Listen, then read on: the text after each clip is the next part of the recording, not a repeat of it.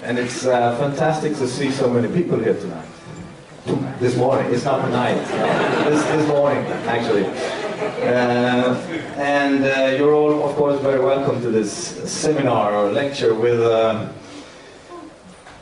Mr. Loïc Wacquant, who is a professor of sociology in Berkeley at the University of California.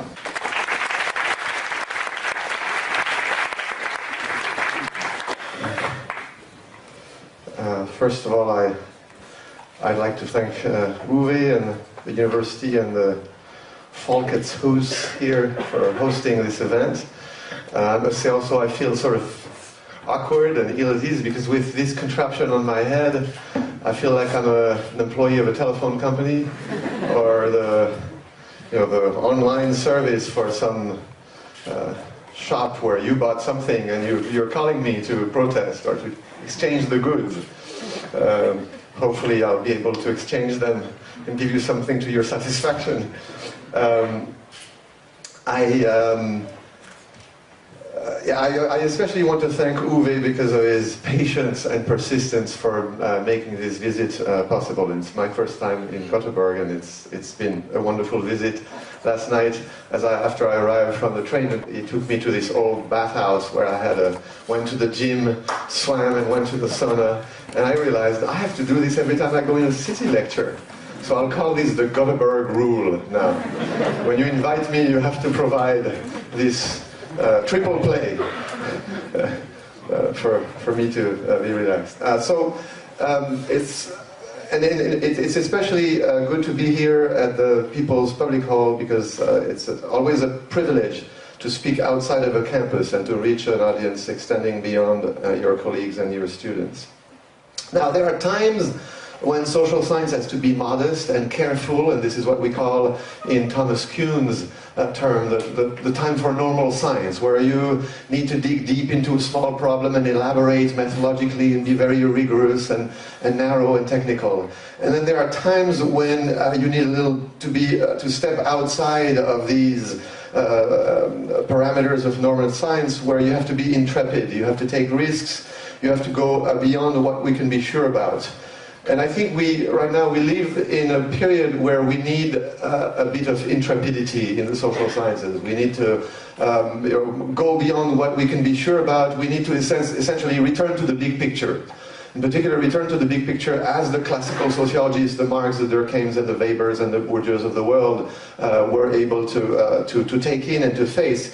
We need this intrepidity and perhaps even intellectual arrogance to paint this big picture, to be able to characterize our era, the type of society that we live in, the nature of the transformation that we are witnessing, that we are in the midst of. And this is what I'm going to try to do today by taking you through the trilogy of books that I have written in the past decade, but essentially synthesizing work that I've been doing since around 1990. So essentially 2 decades of work. It's also for me a way of looking back and trying to explain to myself as well as to you what I have been up to as I complete this research program and I'm about to launch into sort of a new phase in my work.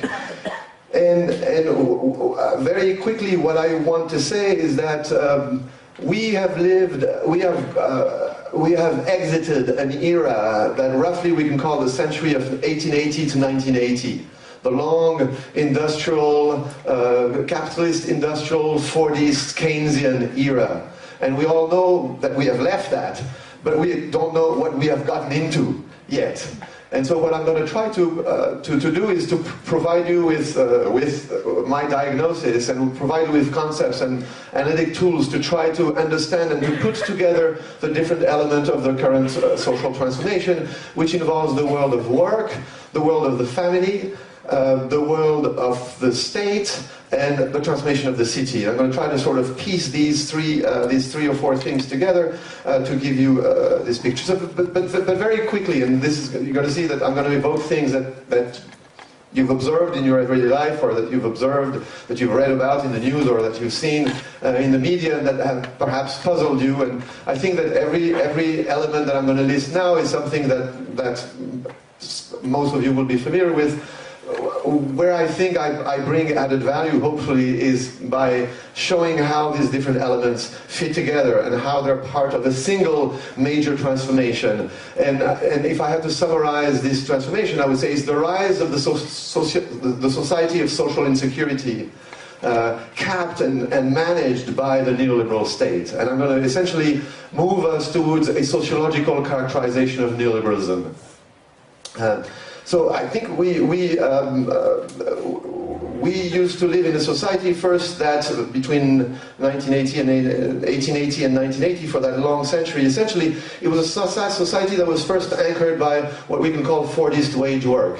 Fordist wage work means, for the vast majority of the population, unskilled wage labor, oftentimes done in factory, and essentially organized around the framework that I call the 40-50-60 framework. You work 40 hours a week, for about 50 weeks of the year, an average over the 20th century. That's about how much paid vacation people in Western societies had. And then until you're 60, and that's essentially the anchor of your life, of your life trajectory. It's also the anchor of family formation, and is the anchor of the mode of reproduction of households. And for the vast majority of households, which means working class households, this was essentially the anchor that organized, or to which everything else was tied. Tied to that, there was very importantly, as we know, the capitalist economy is a cyclical economy that goes through boom and bust, and so there were periods of unemployment and hardship. In those cases, helping to stabilize and working hand in hand with this Fordist wage work was what we can characterize as very roughly as a Keynesian state. And again, coming at different speed, with different degree of completeness in the different societies, earlier and more fully active in the Nordic countries, less so in the Anglo-Saxon countries, sort of intermediate for the countries of continental Catholic conservative Europe. What you had a state essentially that helped stabilize the economy and the society when the cycles were down. So when the cycles were down, the Keynesian state would be a mildly redistributive state, but a protective state that would protect, in particular, vulnerable households from the sanction of the labor market, would help redistribute purchasing power, and then help speed the return to the upcycle of the economy. And then along with that, too often we forget that, we leave that too much to our colleagues, oftentimes women sociologists, to worry about the family and gender, and I think it's a regrettable split in the organization of the social sciences. Very importantly, along with that, there was the patriarchal nuclear family. And essentially, the patriarchal nuclear family worked hand in hand with Fordist wage work and with the Keynesian state. And then lastly, there's an aspect that, again, I think we don't pay enough attention to, and I haven't paid enough attention to in my own work. I think there was also, back in this long century, very rigid authoritarian age-graded relations. The relations between adults and children in particular were essentially, dictatorial relationships ruled by, the principle of the ultimate authority of the parents, who simply could dictate to children or to young people in general what they had to do. And what has happened after 1980, and again, earlier in some societies, a little bit later in other societies, we could go into the sort of comparative sociology of this transition, is all four of these elements entered into a crisis, and the system that they formed came unglued. And then the different elements came apart, and then what replaced each of these different elements, in a sense, didn't work well with the other elements. And so this creates, in a sense, a state of structural disunity, a structural confusion, if you wish.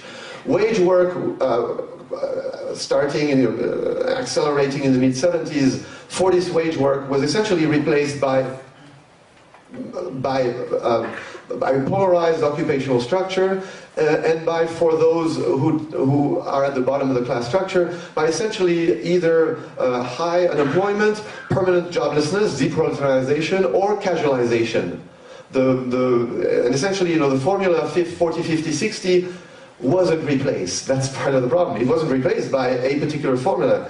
Rather, what you've seen is the multiplication of legal frameworks, overseeing forms of wage employment. For instance, in a country where the labor market is supposed to be as regulated as France, where periodically the OECD will put out reports saying, bemoaning the rigidity of the French labor market.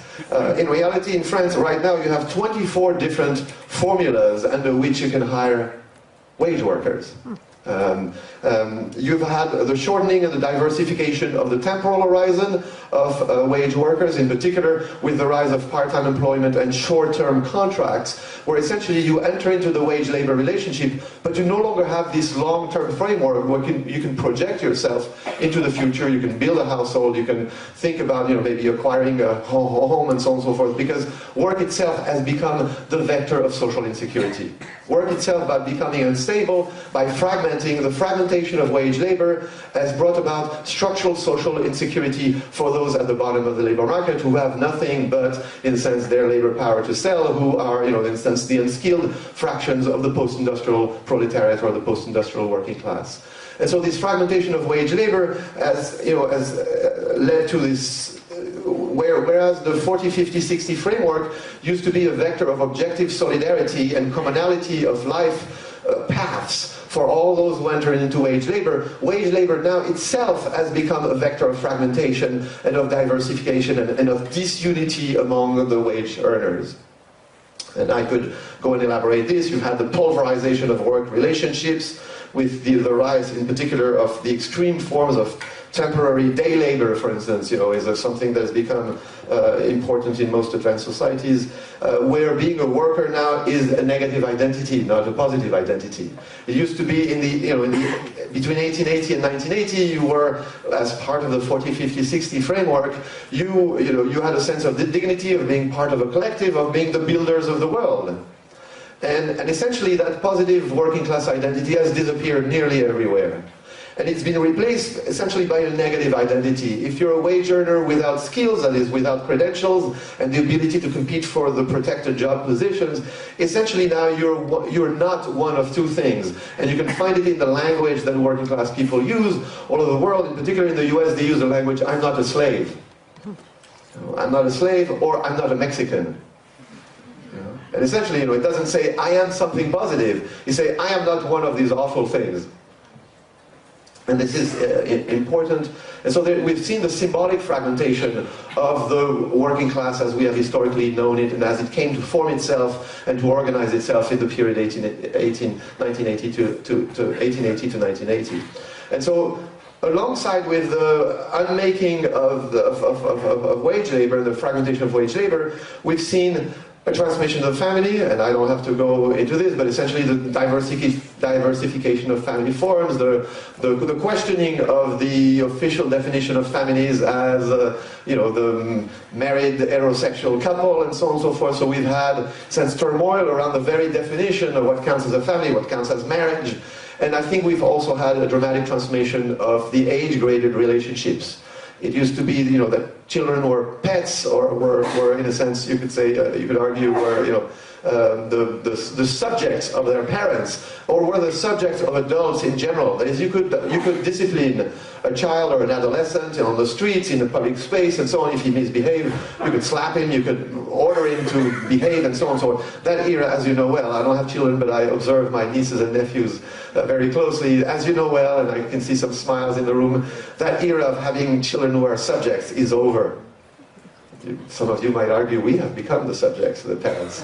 But essentially it means that, now with it's a cultural transformation that leads to considering children as, in a sense, miniature version of adults, with their own rights, with their own vision, with their own, ability to construct their selves. It means, of course, that old authoritarian relationships don't work.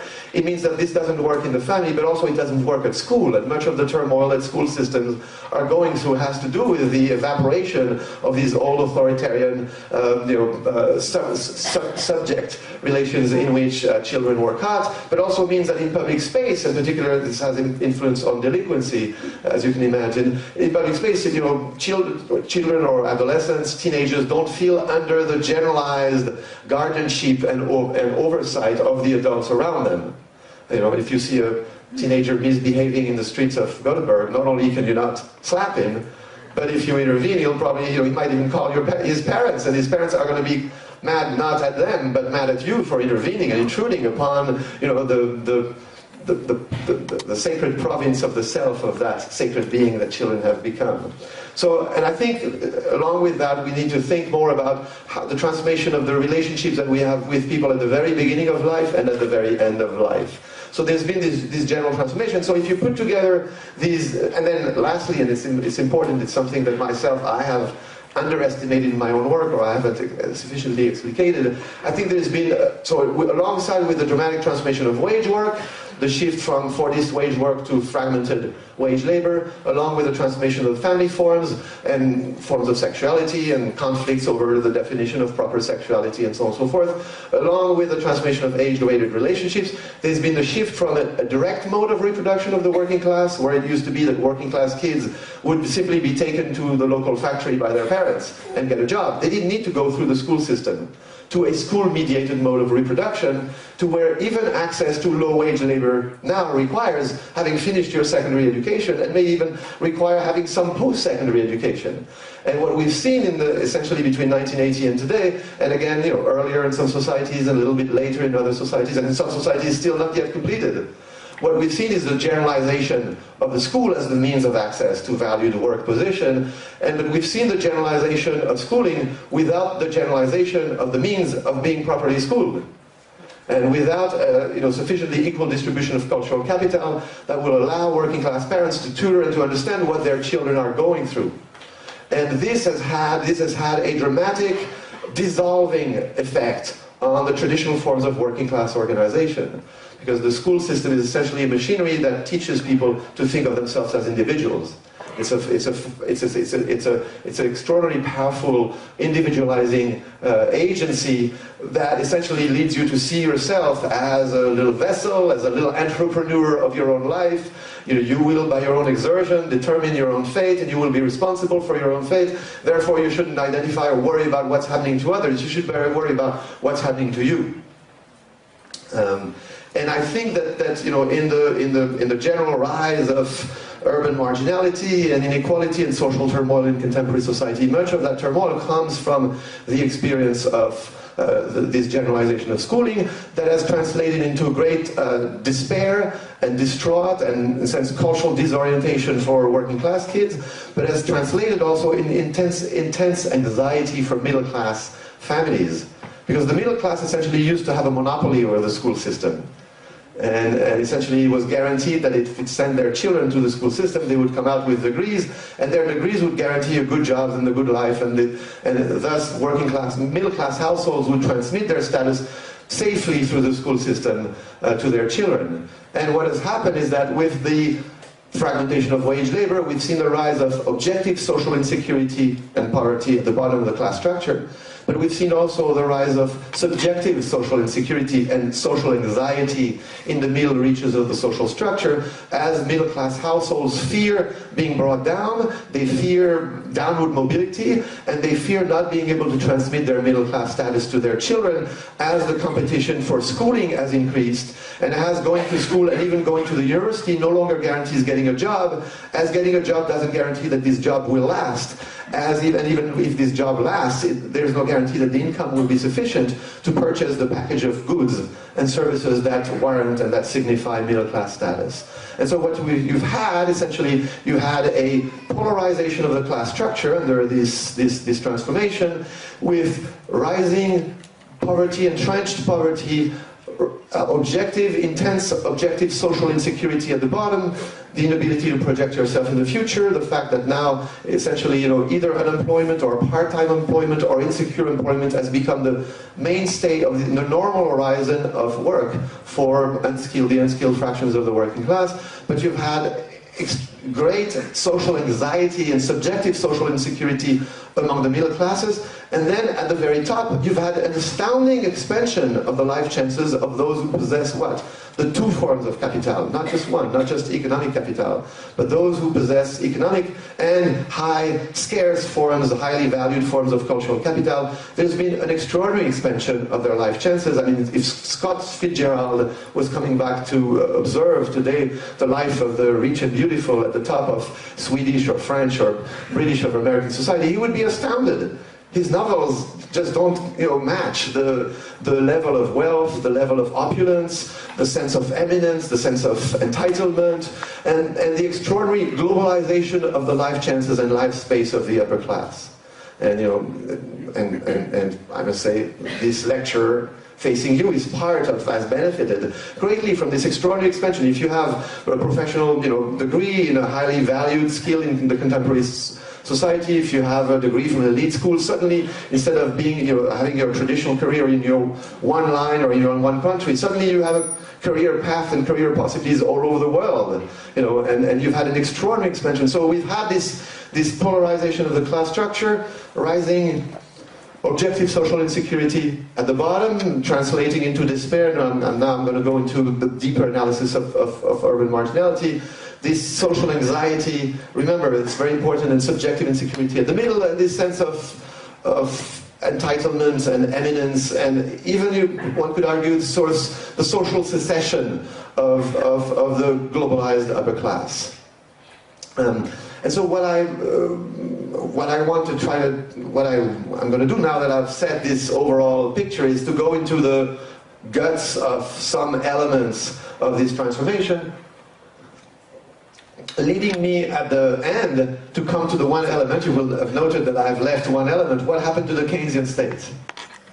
And the Keynesian state, I will argue, was reformed from within by the state nobility, by the agents of the state. This is one of the most remarkable elements of that political transformation. It wasn't a political transformation as we are witnessing today in, let's say, in the Arab countries, that came from the outside. It was a revolution from within the state nobility, from within agents of the state who came to rethink their vision of what the state is for, what its perimeter should be, what its priorities should be, what its modalities of intervention should be. And so from within the state we had a sort of palace revolution, if you wish.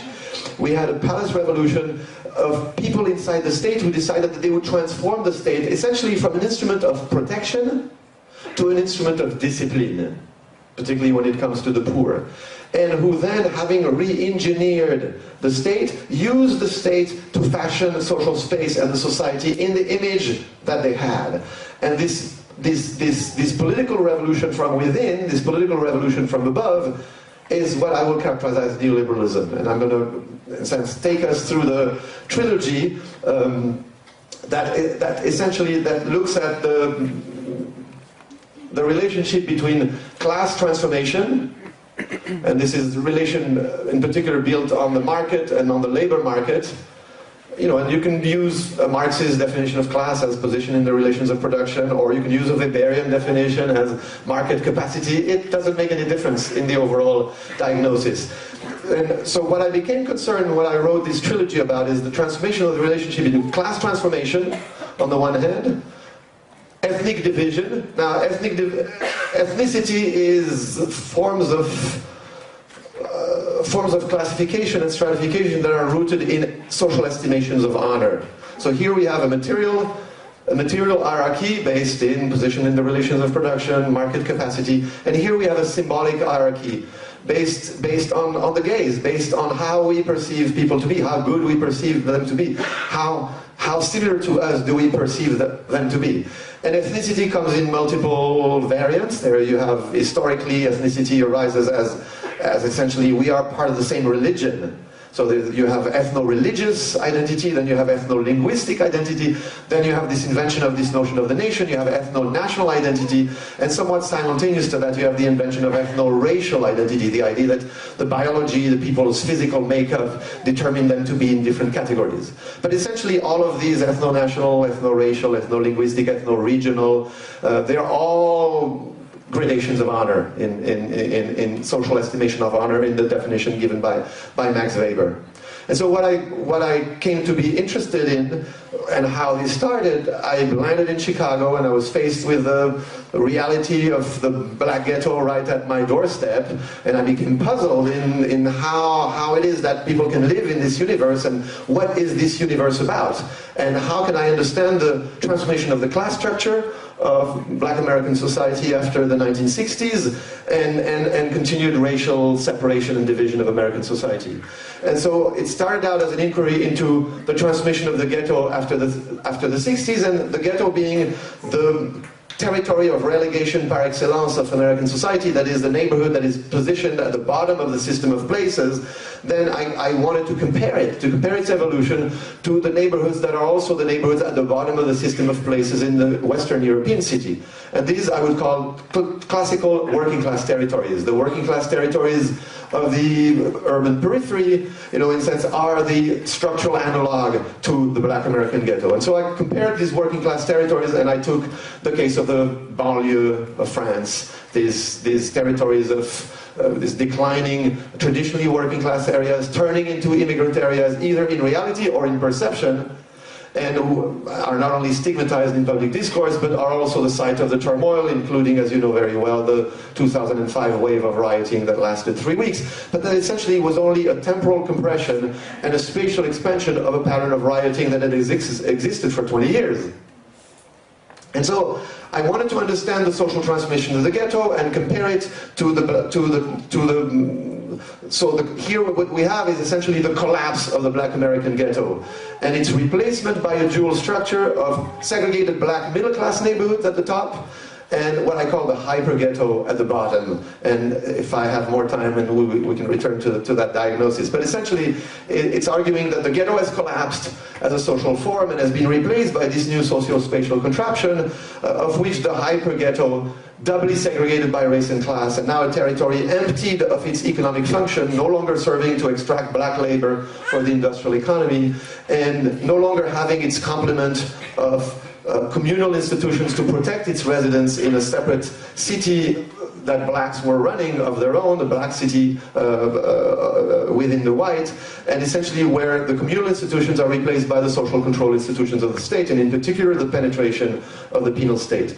And in the working class territories of Western Europe, what I observed is essentially the pauperization and stigmatizations of these areas, but not a pattern of convergence with the Black American ghetto. And indeed, I refute the thesis of convergence. And in lieu of the thesis of convergence, I argued that, in fact, these areas are becoming anti-ghettos. If anything, they're moving away from the pattern of the ghetto, and I'll be happy to clarify that murky point later in the discussion. But essentially what I discovered is that a new regime of urban marginality was emerging. I refuted the thesis of convergence and I put forth the thesis of emergence. Emergence of a new regime of urban marginality, different from the regime of urban marginality of the 1880 to 1980 that corresponded to the society that I described earlier of forced wage work, nuclear patriarchal family, rigid age-graded relationships, the no need to go through the school system for class reproduction, and the Keynesian welfare state. And what I discovered, in a sense, much to my own, or somewhat to my own surprise, and certainly I hadn't started with that hypothesis, is that the state is the crucial agency that determines the form, the intensity, the social and the spatial distribution of urban marginality. And this is true not only for Western Europe, which most analysts would grant, but this is true also for the United States. I would argue this is even more true for the United States. That is, the state plays an even more pivotal role in determining the intensity and the social and spatial distribution of urban marginality in the United States, in particular because the state, so what I discovered is in order to understand the new emerging form of, so this is what I call advanced urban marginality, and this is summarized, and essentially I've just given you the 3-minute summary of the book Urban Outcast. This is the first book. The first book mines the base of this triangle and tries to understand the interaction between class transformation and ethnic division, ethno-racial division in the United States, ethno-national division, in a sense concerning with the target group or the group that is most affected by this transformation being Black Americans in the United States, because they're at the bottom of the system of ethnic order and ethnic honor, and post-colonial migrants in the European Union. And so this is Urban Outcast. This is, in a sense, volume 1, tries to understand, and then the discovery is that you need to bring in the state. So you're not, in a sense, talking about, I started out with only this element, the base, the horizontal relationship, and then I discovered, well, there's this horizontal relationship, there's also the vertical relationship, and in fact, the vertical relationship mediates how class and ethnic division interplay. And actually, this is a property of the social world, and I presented this 2 days ago in Uppsala, and in order to remember it, because it came in the lecture, I said, we'll call this the Uppsala hypothesis. Is that every institution has a vertical dimension, a dimension of hierarchy, and domination of superordinate and subordinate, but oftentimes hidden even to the best sociologists, there's always a horizontal relationship of equality and communality and reciprocity, and I think this is part of this Uppsala hypothesis. But so what then it meant is that I had to bring in the state into my model. I'm not a student of the state. I didn't start out as a political sociologist. I was forced to become a political sociologist because I couldn't understand the rise of advanced urban marginality if I didn't bring in state structure and state policy. And now, I characterize urban marginality in the book. I give 6 synchronic properties and 4 drivers, and I'm not going to bore you with these 10 elements. But let me just single out three distinctive features of advanced marginality that distinguish, being working class and poor in Gothenburg today, or in Lyon or in Manchester or in the south side of Chicago, with being working class and poor, in the 1930s or in the 1950s, as late as the 1970s in most societies. 3 distinctive features is first that this urban marginality, I call it advanced marginality, because it's not the result of backwardness. It's not an inheritance from the past. It is not a transitional phenomenon that will vanish in a few years, as politicians keep telling us, wait until we create, full employment. And, periodically politicians telling us we're about to back to full employment. Sarkozy, when he started his presidency in 2007, announced that he would bring full employment. The official unemployment rate today in France is over 10%, and we're expecting maybe another million unemployed in the coming year. So clearly this hasn't happened. I call it advanced marginality because it's, in a sense, it's the way of the future, and it has been produced by the most advanced sectors of the economy, not by the most backward. And we are going into more of it, not less of it. And the more the financialized sectors of capitalism progress, the more technological upgrading, the more the internationalization of exchange, and the greater this form of urban marginality, absent other, of course, interventions in particular of the state, because since I said that the state is this, advanced marginality, to put it very tersely, is economically underdetermined and politically overdetermined. So, what I just said, there's going to be more of it, it's going to be more entrenched, it's going to be more visible, it's going to create more turmoil. I think England discovered that last August with its wave of riots. Of course, it depends crucially on what the state is going to do. Okay, but the three characteristics of advanced marginality are that it's fueled by the fragmentation of wage labor. And in a sense, so long as you're going to have the continued fragmentation of wage labor, you're going to get this, you're going to generate more of this advanced marginality. Second, it is fueled also by the retraction, recoiling, devolution, and disarticulation of the social welfare state. And thirdly, it is characterized by intense territorial stigmatization, the rise of stigma attached to being from a particular place. And typically, what are these places? The collapsing Black American ghetto on the one side, and the declining, degraded, decomposing working class territories on the other side. I don't have to. Everybody in this room knows of the neighborhoods of Rinkeby. They know Rosengard in Malmö, even if they've never been there. And they know that these are the urban hellholes. These are the problem neighborhoods, the territories of violence, of segregation, of vice, of dissolution that are a problem for the country, for their residents, for everybody. And suddenly. And so living in one of these areas, not only do you have to suffer from poverty and a closed future, but you have to suffer from the indignity of living in a place where everybody knows that only the rejects of society would tolerate living. And so there's this added burden, this added symbolic burden. And again, you see, I'm trying to hold together the material side and the symbolic side, and that's one of the principles of Bourdieu's sociology, is that you have to hold the material and the symbolic moment always closely together, interwoven with one another. So essentially this is advanced marginality. It's economically underdetermined, politically overdetermined. Which means, of course, this raises the question, what will states do when they are faced with the entrenchment of this advanced marginality that they have created by deregulating the economy, which means re-regulating the economy in the favor of firms. Don't be deceived that deregulation means less state, or the state withdrawing or ceasing to act. No, it means the state redeploying its actions in a different way, and reshaping the framework under which labor is purchased and extracted and produced. Because of course labor has to be produced. This is where the school system plays a major role. You only have the labor that you need to the extent that the state provides the educational system that will provide the skilled labor that is needed for the economy and so on and so forth. So how will the state react to the rise of advanced marginality that paradoxically it has created largely by deregulating the economy and shrinking the social safety net? And so this is where we come to Part 2 and Volume 2. Put tersely, the reaction of the state is to effect a punitive shift. The state pivots, you could argue, from the left to the right, from its protective wing to its disciplinary wing.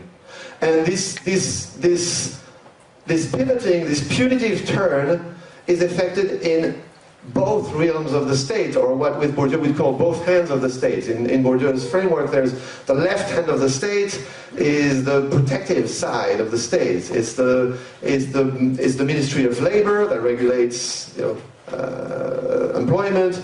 It's the Ministry of Social Welfare. It's the Ministry of Social Housing. It's the Ministry of Education. It's the provision of childcare. It's the provision of elder care, and so on and so forth. So this is the left hand of the state, the hand that protects and those who are short of economic and cultural capital. And then you have the right hand of the state.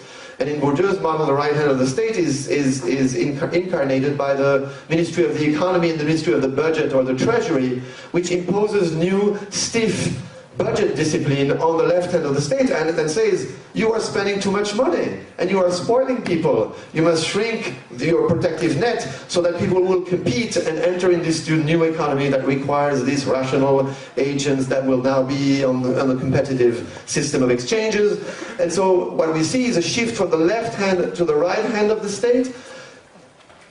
So the left hand is your social welfare wing of the state, and the right hand, I add, and this is the book Punishing the Poor. Punishing the Poor, this is Volume 2, analyzes the invention of a new policy contraption to regulate poverty and inequality, and to contain the disorders created by the rise of advanced marginality, and to compensate for the lack of legitimacy that political elites suffer whenever they curtail the traditional protective missions of the state on the social and economic front. So what we see there is we see a double turn, and the double pivoting of the state. There's a pivoting on the welfare side, and there's a pivoting on the penal side. And this is what I add to Bourdieu's model of the right hand of the state. I say, wait, the right hand of the state is not just the Ministry of the Treasury and the Ministry of Finance or the economy. It is very crucially, of course, typically it's the Interior Ministry that handles what? The police, the criminal justice, the police, the courts, and the prison. And so what we're witnessing in that period, alongside and in reaction to the rise of advanced marginality, we see the state effecting both two things: a punitive turn within each of these domains of state action. And here on the social welfare front, this takes the shift from welfare to workfare. And again, these two terms standing from welfare as a right to protection from the sanction of the labor market, as a universal right granted categorically to all citizens by the mere fact that they are a member of the society or a resident of the society, to workfare as a duty, workfare as an obligation, that if you want to receive state support, now you have a series of obligations, behavioral obligations, that typically and crucially involve orienting yourself to the labor market and accepting low-wage employment as a condition of receiving state support and social protection. So social protection that used to be granted universally, unconditionally, is now granted, yes, but as a disciplinary device, as a springboard not as a safety net and as a little igloo under which you can sort of come and seek protection from the economic cold, but rather as a springboard, as a trampoline that will equip and push people into the low-wage labor market. So this is, and this is a movement again that different. So in Western Europe, it's called, active labor market policies. It's presented as a positive light. It's now we're going to help you, we're going to train you, we're going to activate you, we're going to help you overcome the obstacles that you've encountered in finding employment. As if the problem was with the unemployed and not with the transformation of the world of labor. And on the penal side, on the side of criminal justice, it's essentially the shift from a rehabilitative and relatively limited criminal justice sector to an expansive with an A, the expanding, and expensive, costly criminal justice system that no longer seeks to reform people and transform them and better them and lower their likelihood to commit crime, but rather to a retributive and neutralizing agency. And again, this happens, most Western European societies have kept the official belief in rehabilitation. But in reality, their prison system had been transformed into de facto neutralizing agencies. Why? Because typically of overcrowding, of the lack of means of the criminal justice system to provide any of the services that on paper they're supposed to provide. And so what we see there, we have a shift to, in a sense, punitive justice, punitive criminal justice and disciplinary social policy. And essentially punishing the poor argues that this is a reaction not this, so this shift, and this is the beginning of the building of the neoliberal state. Essentially what I argue is that what emerges is that the workfare and what I call prison fare, by analogy with workfare, prison fare is in a sense the deployment of the police, the courts and the prison system to respond to the conditions of urban marginality and to treat the urban ills created by the routinization and the normalization of insecure wage labor at the bottom of the class structure, and and the articulation of these stigma of place that reinforces the discriminatory behavior to the residents of the declining neighborhoods and sort of entrenches and reproduces this condition of advanced marginality. What we see is then is a convergence of social welfare, workfare, and prison fare become in a sense, if you wish, objectively coordinated, and they come to create a single, tendentially, of course, again, and with resistance on both sides, and with people on the social welfare wing refusing to serve as a disciplinary arm, and trying to maintain the traditional protective missions of the social welfare, people in the criminal justice end trying to prevent the growing, managerial and pornographic transformation of criminal justice, but tendentially, increasingly, these come to form a single contraption that is used to effect the new regulation of poverty under this neoliberal regime. And a way to summarize this is to say that many of you will be familiar with the classic book by Francis Fox Piven and Richard Cloward, Regulating the Poor, published in 1973. It's 1971, a classic of social science that argues that essentially welfare expands and contracts in keeping with the cycles of the economy. When the economy goes down, unemployment goes up, the threat of civil disorder rises and poverty rises, the state expands the social safety net in order to tamp down civil disorder and to remedy the most acute poverty.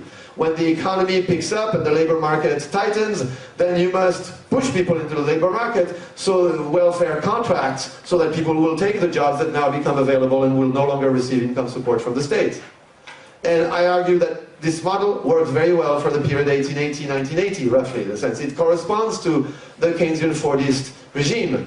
But it no longer works that way after the mid-70s or the 80s. Now, instead of a cyclical expansion and contraction of protective welfare, we see a shift from protective welfare to disciplinary workfare, and we see the growth and glorification of the penal wing of the state as the means of curbing the disorders that used to be handled through welfare, and as the means, again, very pivotally, very crucially, as the theater, as the public theater on which politicians will reassert the authority and the sovereignty of the state when the authority of the sovereignty of the state, when the authority of the state is disappearing, and when the sovereignty of the state is being eroded from below, in particular through urban turmoil and transformations and immigration streams, and from above by the flows of capital and by the greater political integration into larger blocs such as the European Union.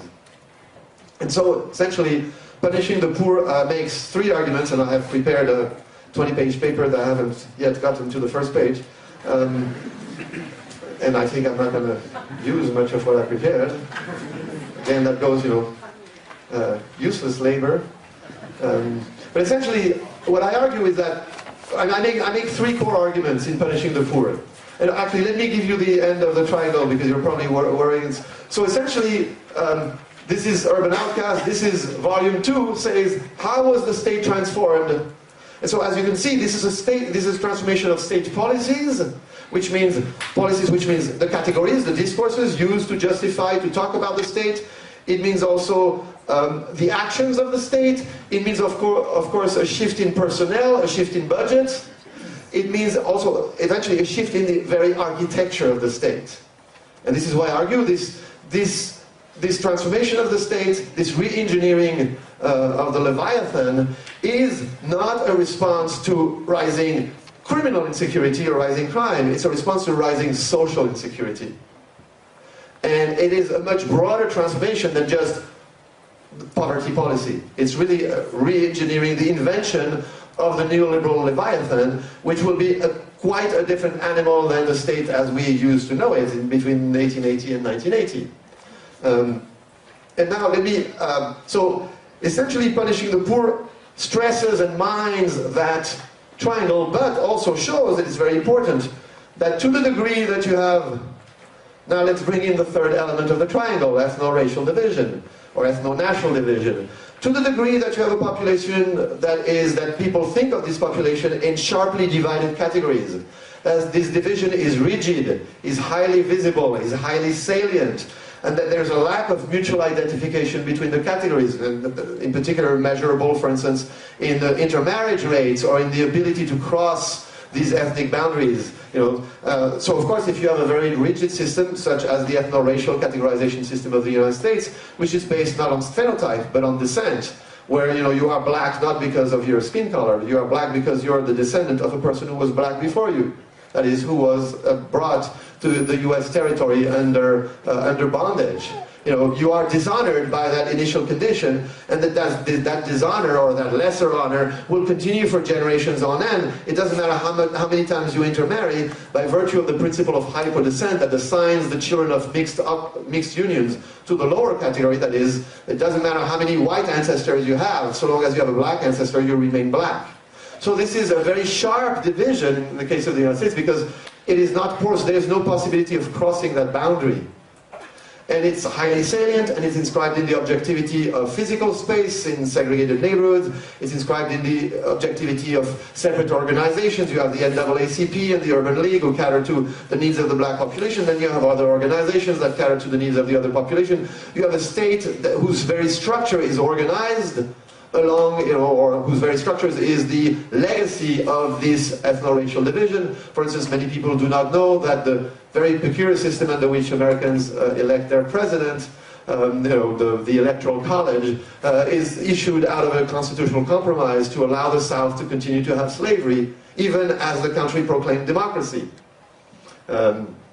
So here you have a sharp, impassable, highly salient, highly, in a sense, agreed upon ethno-racial boundary, and that is sharply marked both in the objectivity and in the subjectivity of people's consciousness and categorization in everyday life. If you come to Western Europe, in the different societies, in a sense, you can say you have a more variable form of ethno-racial or ethno-national classification, and depending on the society, and so it's sharper, it's more salient, and so on. So you can make this a variable, but to the degree that you have a salient, sharp, and consequential form of ethnic division, then your working class is weakened, and it's not able to resist the punitive term on both the social welfare front and the penal front. But also, so it means that ethnic division is mediating this relationship between class transformation and state transformation, and to the degree that you also have a state that has been configured in accordance and in keeping and in sense in cahoots with that ethno-racial division, then of course it means that the state will be more likely to act towards this transformation in a racially, ethno-racially patterned way. For instance, if you have a more inclusive citizenship where you have the rights of citizenship effectively becomes the rights of denizenship, that if you're a resident, essentially you have all the rights of a national, then it's a type of society where that ethno-racial, ethno-national division is muted. And if it's muted, it means that the state acts more towards everybody in the same way, which means that it's more difficult to roll out categorical disciplinary systems, both on the welfare and on the criminal justice side. But if you have a system where there's a sharp division between nationals and foreigners, or immigrants, where it's very difficult for the immigrants to become nationals, even the same, the system that Germany had until the 1990s, where even if you were born and raised in Germany, if your parents were not German, of German blood, then you will never become German. Then it's easier for the states to roll out categorical systems that treat differently, the Germans of Turkish origin and the Germans of German origin, and it's easier for the states to roll out punitive discipline policies, both on the left hand and on the right hand side of the state. So then it means that we now have to come to our third pole, and this is the topic of the third book. The third book, it is so important, it is so complicated, and it is so it has so many intricacies and sociologically interesting elements that it deserves its own investigation. So there's one chapter of Punishing the Poor, chapter 7, that does deal with why is it that in the case of the United States, it's African Americans who are the primary, lower class African Americans, who are the primary target of the transformation of the state, both on the social welfare front and especially on the criminal justice front. Why are lower class African Americans, that is residents of the collapsing hyper-ghetto, why have they become the primary clients who have literally provided millions of bodies for the overgrown, expensive, booming, monstrous criminal justice system that the United States has created during that period? And the argument there is that it is because it is the group that is situated at the bottom of the double hierarchy that I mentioned at the beginning. You remember the hierarchy of class and materiality is the group that's at the bottom, it's lower class, but it's also the group it is dishonored, that is in the out category, in the in and out division. So if you want to introduce another little diagram, essentially we're looking at the states doesn't always behave. On paper, a democratic state is a state that presents the same face to all of its citizens, irrespective of their class position and their ethnic membership. But in reality, what we observe that states behave quite differently to those at the top of the class order or those at the bottom of the class order. So this is your order of class, materiality, and this is your order in the symbolic realm, this is your order of ethnicity or ethnic honor. And then you have those who are honored and those who are dishonored. Us and them. And what I argue is that when we go back to the history of penal institutions, the invention of the prison and the rolling out of the police and the uses of criminal courts, what we observe is that the penal state is always rolled out according to that diagonal. It always targets from this very origin. The prison was not invented, contrary to what many people think. It's a good lesson. It's always good to return to the initial invention of institutions, because oftentimes in the period of invention, you can see the actual purpose of the institution clearly.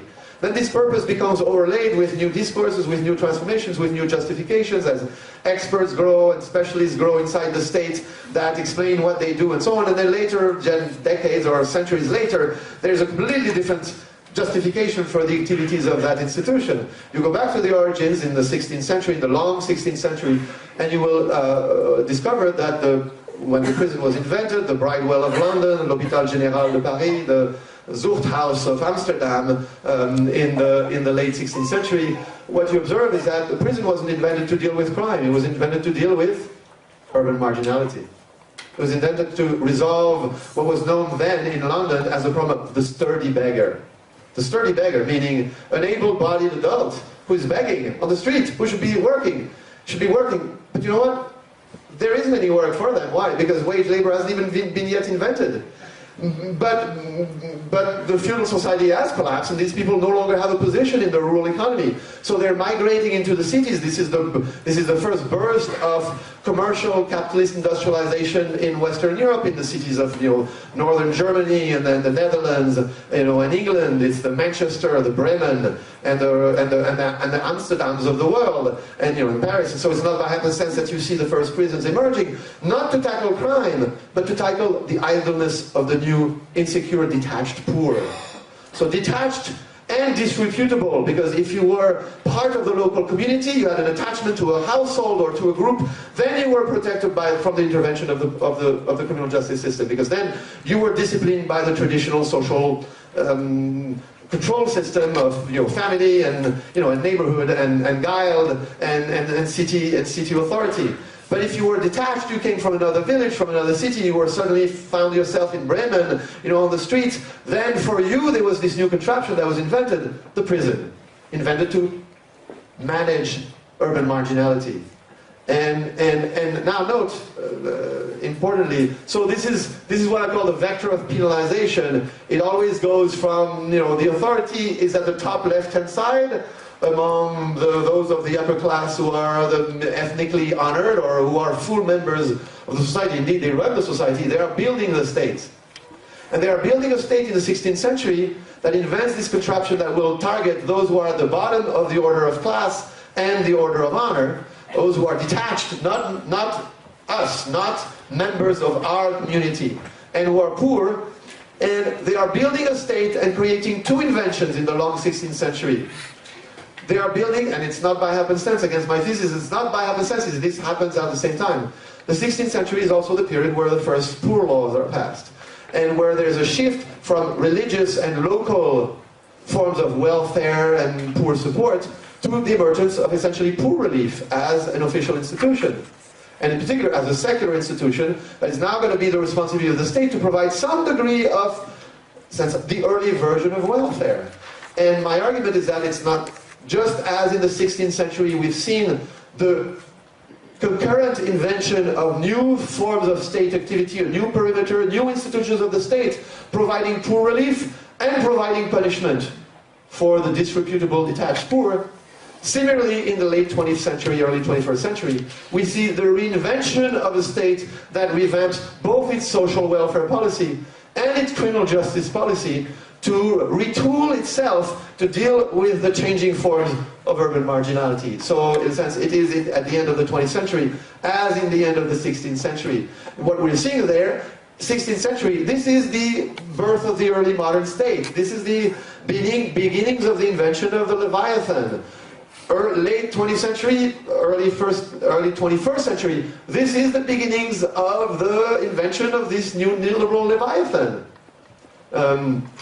That targets very actively those who are at the bottom of the double system of class hierarchy, materiality, and honor and dishonor in the symbolic realm. And so this takes us to this third book in the trilogy, and this is the book Deadly Symbiosis, Race and the Rise of the Penal State, which I apologize to all of you who have ordered the book since 2005 on Amazon.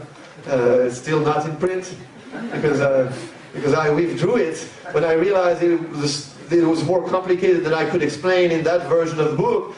And then I realized that I needed actually to provide the full picture of advanced marginality.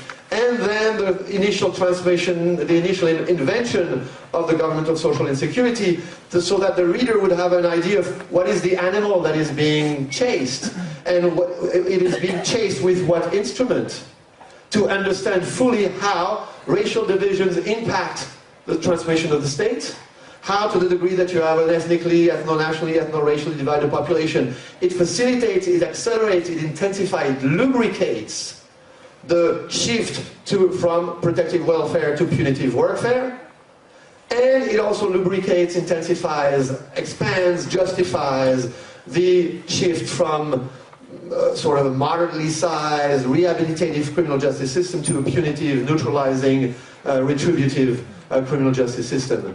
And to the degree that, so it means, in concrete terms, that in a given society, to the degree that you believe that your welfare recipients have a dark skin, or a different complexion, or a different cultural makeup that is inherently different, that we can't really deal with, that is to the degree, in the case of African American, in the case of the United States, it means to the degree that you believe that welfare recipients are essentially, immoral black women who have babies out of wedlock because they can't control their sexuality, which is a dominant, very prevalent, image, even though most welfare recipients are whites. The image, is that this is a young teenage. And there's even the expression that sadly sociologists have taken over and have used. I mean, it's shocking because it's a term of abuse. It's the term welfare mother. How as a sociologist can you, I mean, how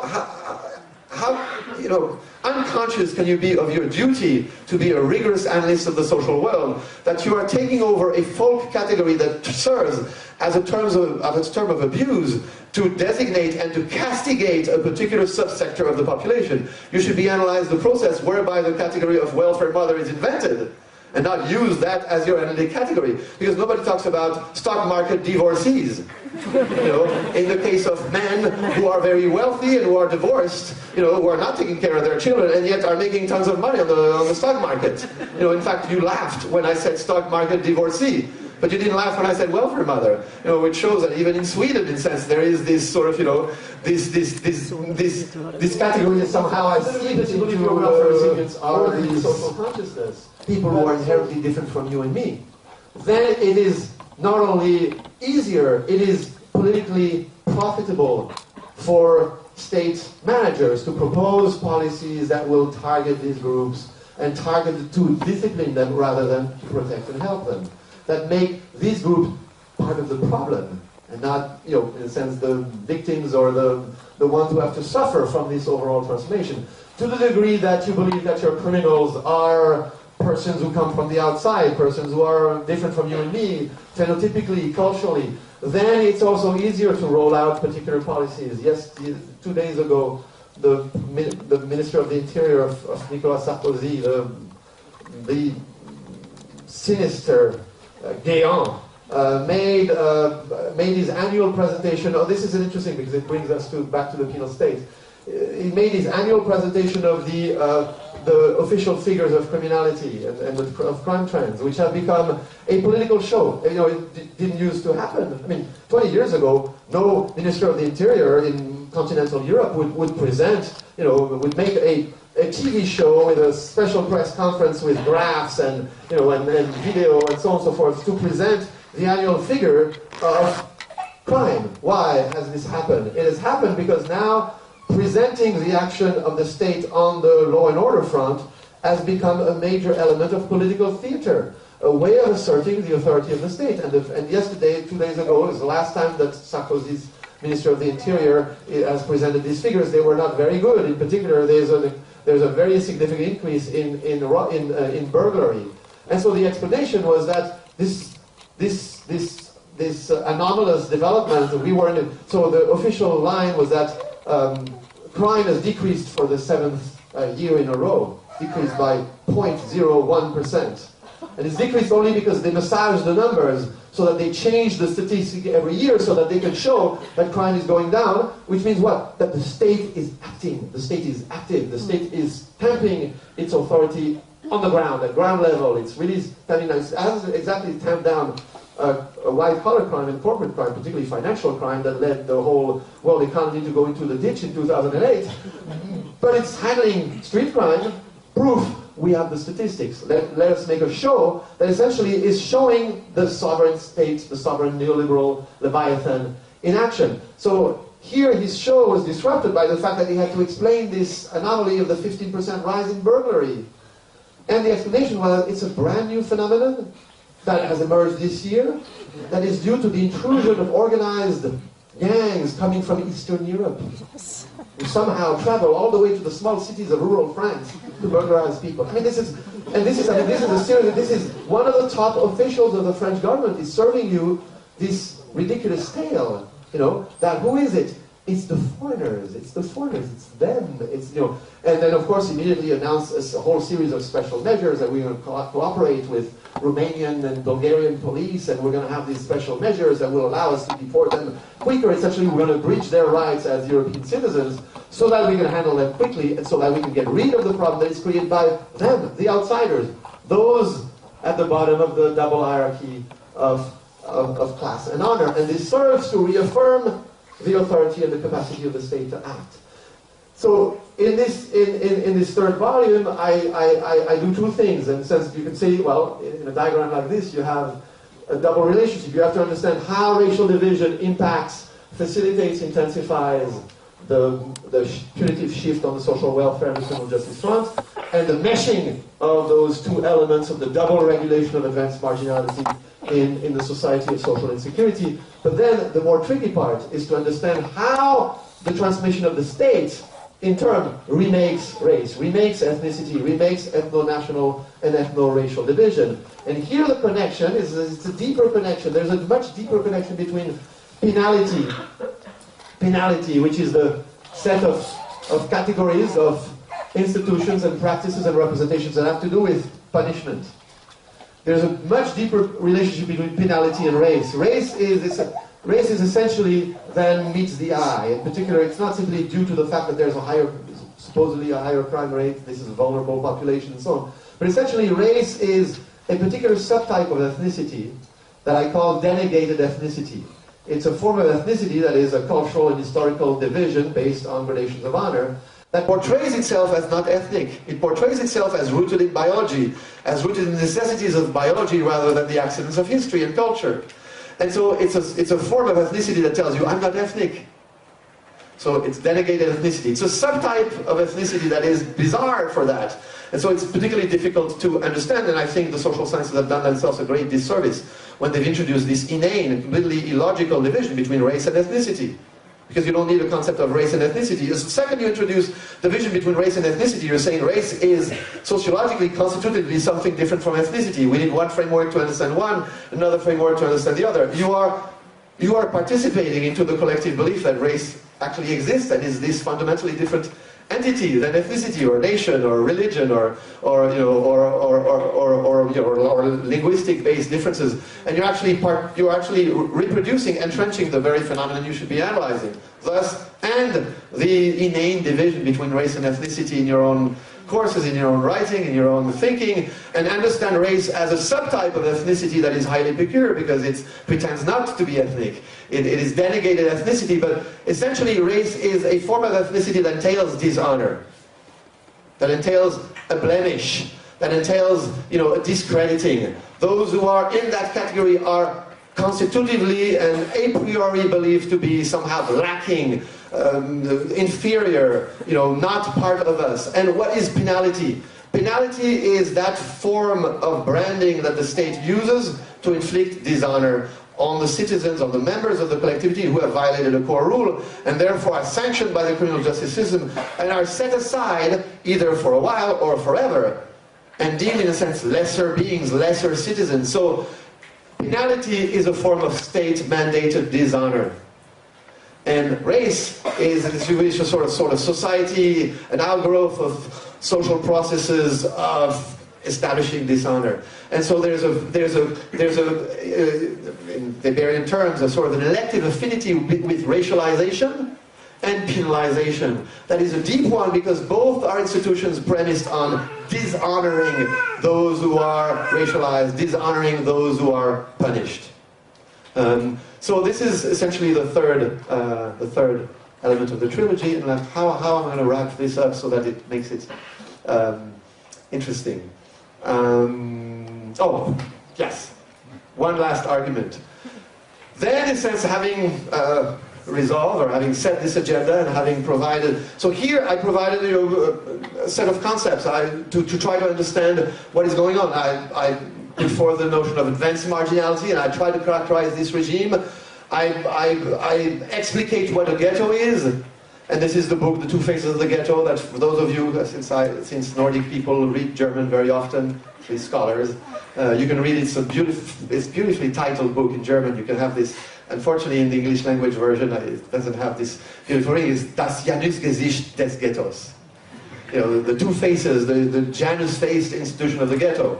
And so it's an effort to characterize what a ghetto is. A ghetto is a contraption of ethno-racial closure. It's a spatially based way of compressing and containing a dishonored category, bringing that category into the city so that you can extract economic value out of it, and yet keeping it ostracized, keeping it at a social distance.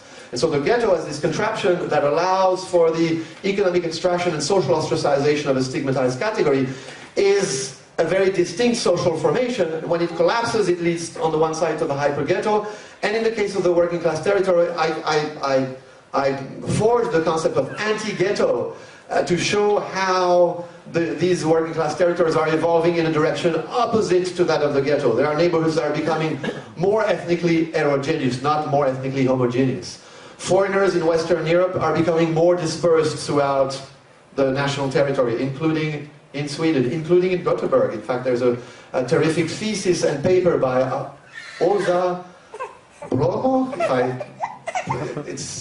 It reads Brahma to us, but I understand that it's pronounced Bromo, if I don't butcher her name. She's a young geographer who has done a fabulous study of Gothenburg, of the belief that there's a rise of these highly segregated ghettoized areas. In reality, what you have is areas that are intensely multi-ethnic and that are becoming more ethnically heterogeneous, and foreigners and immigrants overall are becoming more dispersed in Gothenburg and more dispersed in Swedish society as a whole.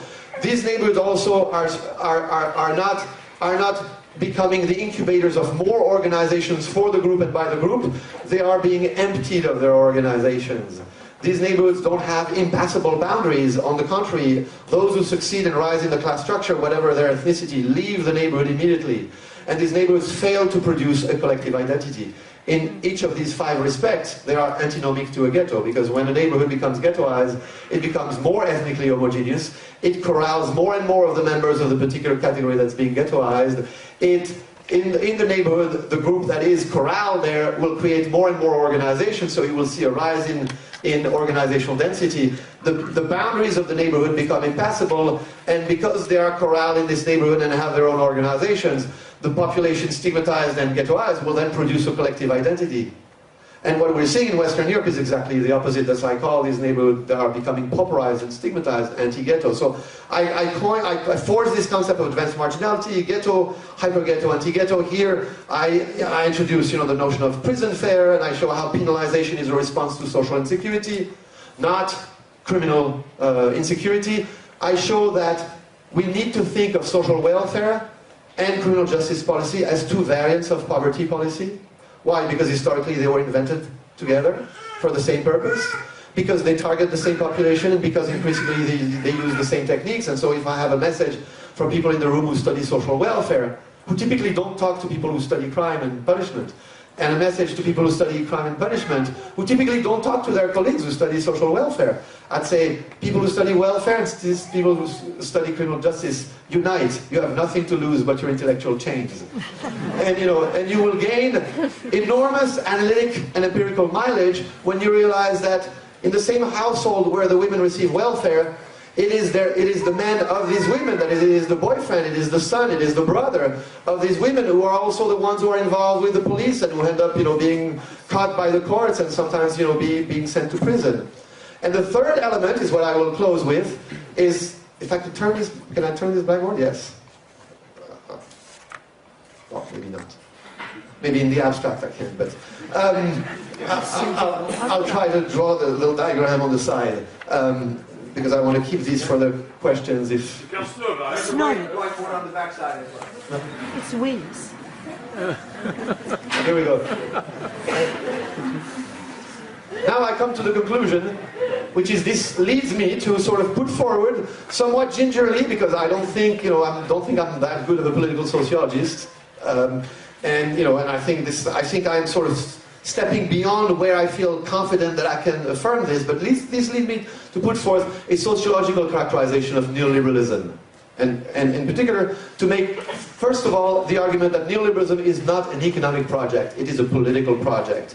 It is a project of state transformation. For a very simple reason, is that markets are not self-defined, self-propelled, self-generating entities. Markets everywhere are the creatures of states. Markets are price-based systems of exchange that exist only because the state is there to guarantee property, to set up legal rules for exchange, and to enforce rules of accounting, of so on and so forth, and to regularize exchange. So markets are always, everywhere, political creations. That's the number one element. But also because the coming of market is not that much of a novel phenomenon. There's always been, especially since the 16th century, there's the efforts to create market and market-like mechanisms. What is new is the use of the state to impose the market form everywhere, and the use of the state to impose the market form and to stamp it onto citizenship. And so that first proposition I would put forth is that neoliberalism is not an economic regime, it's a political project of re-engineering the state. And this re-engineering of the state has not one element, but four elements. Typically when people, and again, neoliberalism is this sort of mongrel, slippery, sulfurous notion. It's sort of uneasily suspended between a category of ordinary discourse and social criticism and journalism and public debate and an analytic category. Many scholars are sort of leery of using neoliberalism as a category other than to describe that people believe there's something called neoliberalism. Many economists, paradoxically, I was just in communication with Bruno Amable, who is one of France's top economists, and asking him, could you direct me to the latest writings of economists on neoliberalism? And his response was that, well, economists just don't like to talk about neoliberalism. It's a little dirty word, even though they are the ones who have theorized and permitted its rise, they like to talk about the market, and they like to talk about deregulation and so on, but they don't like to talk about neoliberalism too much. But I think it's a sort of suspended between an ideological category and an analytic category. And what I propose to try to do now in the 3 minutes or 5 minutes I'm going to use is to forge, and this is what I do in the concluding chapter of Punishing the Poor and in a series of papers that you can find on my webpage. One of them is called Crafting the Neoliberal State, the other one is called 3 Steps towards a historical anthropology of actually existing neoliberalism. I propose to craft a sociological concept of neoliberalism that breaks with the ordinary folk, semi-journalistic, semi-commonsensical notion, which is essentially an economic notion or an economistic notion. Typically under neoliberalism, people put, the coming rule of the market. It's what I call the market rule model, and then that's it. It's the coming of the market. It's the rule of the market. It means less state. It means withdrawing the state. It means, cutting public budgets, lowering taxes, facilitating the flow of capital, deregulating labor markets. So it's the withdrawal, the retraction of the state and the rule of markets. And I would argue that, that's interesting, but that's the ideology of neoliberalism. Actually existing neoliberalism doesn't work that way.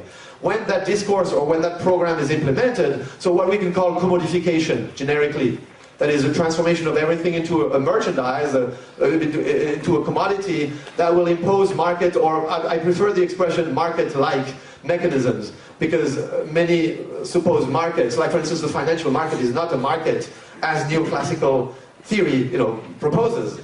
Because there are plenty of barriers to entry, because it's the government that sets the rule of what you can, whether you can, sell certain kinds of, derivatives, or how you have to sell them, what information you have to provide, and so on. Many of these so-called markets wouldn't exist if the state wasn't there to authorize them, to regularize them, and so on. And they really don't obey. New entrants on the market can't just come like this. You have to be authorized. You have to be, an official player, and so. So they're really more market-like mechanisms than market mechanisms. But essentially, the first element of neoliberalism is this thrusting market or market-like mechanisms on all human activities, not just economic activities, but on welfare, on education, on the provision of childcare, on the provision of, on retirement, on everything. And typically people stop there. And I would say, yes, that's good, it's a good start, but it's a little thin. It's a little thin. This is an economic ideology of neoliberalism. When we stay there, we are right, just like when people say race and ethnicity, they are inside the ideology of race. I think when people say this is neoliberalism, they are inside the ideology of neoliberalism. And they are, in a sense, participating into the diffusion of that revolutionary project of a revolution from above. Then what we observe is that everywhere where, and this means not deregulation, but rather re-regulation in favor of firms, particularly in favor of large firms, particularly in favor of multinational firms, particularly in favor of firms that have liquid assets and so on and so forth. we don't need to go into this detail. What's very important is that everywhere where government has pursued these policies of re-regulation in favor of firms, and in a sense, you sort of, not the shift to liquid modernity of Zygmunt Bauman, but the shift to the liquid economy. Essentially, what they've had to do is they've had to deal with, particularly in the labor market, they've had to force those who historically wouldn't take those jobs to take the jobs of the deregulated new wage labor market. And it means that you've had a shift from welfare to workfare. And the shift from welfare to workfare is not a shrinking of the state, it's a revamping of the modality under which the state regulates the poor. In fact, in many ways, it's much more intrusive, and it's much more supervisory, it's much more dictating than traditional welfare. So you have had the revamping of social welfare policy with the shift from welfare to workfare, and I argue that's a constitutive element of neoliberalism, of the neoliberal state. But you've had also to deal with now with the sort of social consequences of the turmoil, the disorders created in the lower class district, in the redoubts of advanced urban marginality, and so it means that prison fare, or an expensive with an A, expensive with an E, penal state, penal wing of the state, which means the glorification, the growth, and the rolling out of the police, the courts, and the prison system, is not a side show. It's not an accident. It's not a deviation from neoliberalism. It's not a tautological development. It is a building block of the neoliberal state. And indeed, we observe that all the societies, and the more the society course and thrust and move forward on that first element of neoliberalism, the commodification and the market-like organization of all human activities, and the more they push their revamping of social welfare policy in the workfare, in the disciplinary mode, and the more they develop their penal state. It's not by happenstance, it's Chile, which was the first incubator, the first sort of experiment, grand experiment in neoliberal restructuring, was also, very early, the penal leader of Latin America, and is to this day, the society of Latin America that incarcerates the most. It's not by happenstance that England, which in the European Union has been at the vanguard of deregulating the labor market and commodifying and privatizing most activities of the state, is also the society that copied, lock, stock and barrel, Xeroxed the American model of the shift from welfare to workfare, imported it, exactly, and also imported zero-tolerance policing, and it's also, up until the late 1990s, was the leader in incarceration in Western Europe. And lastly, the fourth element is the trope of individual responsibility, which serves as the cultural glue that will assemble these different elements, and you note how individual responsibility also is in an affinity with the rolling out of the penal wing of the state, because of course everywhere penal codes, insofar as they're based on Roman law, penal codes are premised on the notion of personal responsibility. You cannot have collective culpability or collective responsibility. You can only have individual responsibility, and so what we end up having in the end is a system, and I'll close with that has the distribution, the state comes, and then this leads later on. And so this is essentially neoliberalism is not an animal that has one leg, nor is it like the Foucauldians tell us with their model of governmentality, a million little technologies of government that are diffused everywhere. Like I don't know how you call this animal in English, the mille pattes. It's a little insect that has 1,000 legs.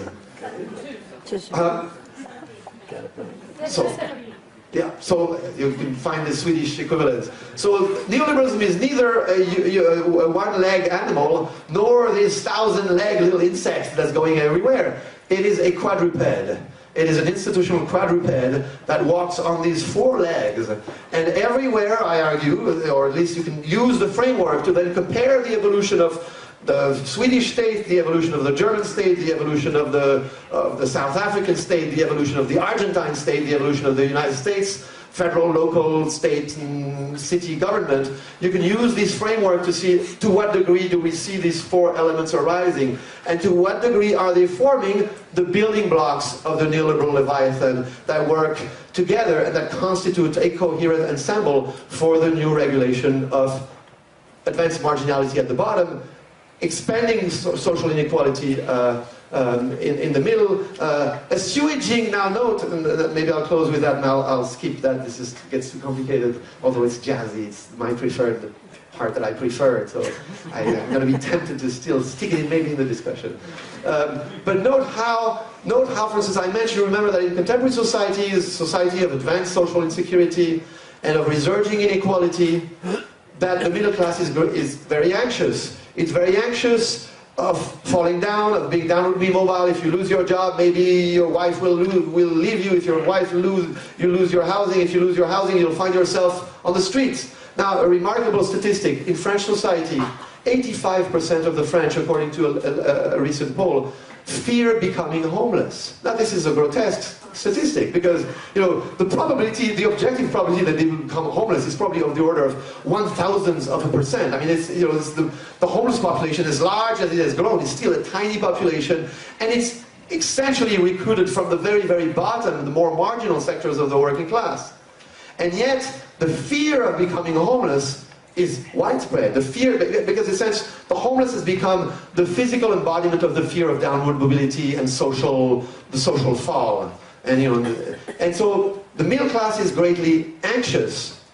And it's also anxious about family forms. It's anxious about maybe one of its kids, coming home and making their coming out and saying that they participate into an alternative form of sexuality or they're going to marry. And so you have this anxiety over sexuality, this anxiety over family, this anxiety over the age-graded relationships that are coming apart, this anxiety about social fall and the fear of both falling yourself or not being able to transmit your status to your children, which is one of the big emotional libidinal drivers of middle class life. Is not the satisfaction of your social status, is the satisfaction that your children will do better and that you sacrifice, but at least they will have what you didn't have. Well, now what if you sacrifice and they don't have what you didn't have? Then where does the libidinal energy come from? So this whole, in a sense, this ball of social anxiety with multiple sources and multiple origins then becomes rolled into one and targeted towards whom? Towards the immigrants, towards the derelict, towards the street, the street thugs, towards the criminals, and then the states, various state agents, very, very shrewdly sort of use the theater of law and order, use the restoring of the policing and harsh criminal justice, and they deploy what I call pornographic penalty. Penal measures that are not done, not because they are rational, because they're going to have an impact in crime, but because they allow politicians to be seen as acting, to be in action, to be doing something about the problem. And so this anxiety, this social anxiety coursing through the social body can get captured and channeled and directed to those who are, the unworthy, cheating welfare recipient, the Romanian immigrant who comes and who doesn't have a place in the society, is there, as in a sense, either as a parasite or as a threat or even as social vermin. And I use the term advisedly because this was the term that was used by Mayor Giuliani to describe the homeless in his own city in the 1990s when he devised and helped proselytize for the policy of zero tolerance. He would describe the homeless as social vermin that needs essentially to be exterminated and to be swept aside. And so the penalty, the expanding, and rolling out in a spectacular way the penal wing of the state, essentially since it is a penal wing that is highly targeted. It allows state agents to essentially fix that social anxiety, and then bridge the deficit of legitimacy that they experience when they essentially say the state can no longer protect you, the state cannot be there on the social front, the state cannot be there on the economic front, but you know what, the state will be there on the law and order front, the state will clean the streets, the state will maintain that boundary of honor between us and them. And if he doesn't protect you from falling down in the class order, at least he will ensure that those who are on the other side of the ethnic division will not come and intrude and take the one last thing that you have, which is your membership into this hallowed, gloried ethnic community or national community. So in a sense, the state is playing on the fear that the middle class generically has of becoming the poor whites in their own country. And then rolls out, and then this triple transformation of the state, economic re-regulation in favor of firms, social welfare, to social workfare, disciplining, and penal expansion and penal glorification, and the trope of individual responsibility are the building blocks of the making of the neoliberal Leviathan, which is arising at the beginning of the 21st century, just as the early modern state arose in Western Europe in the early 16th century. Thank you. Oh.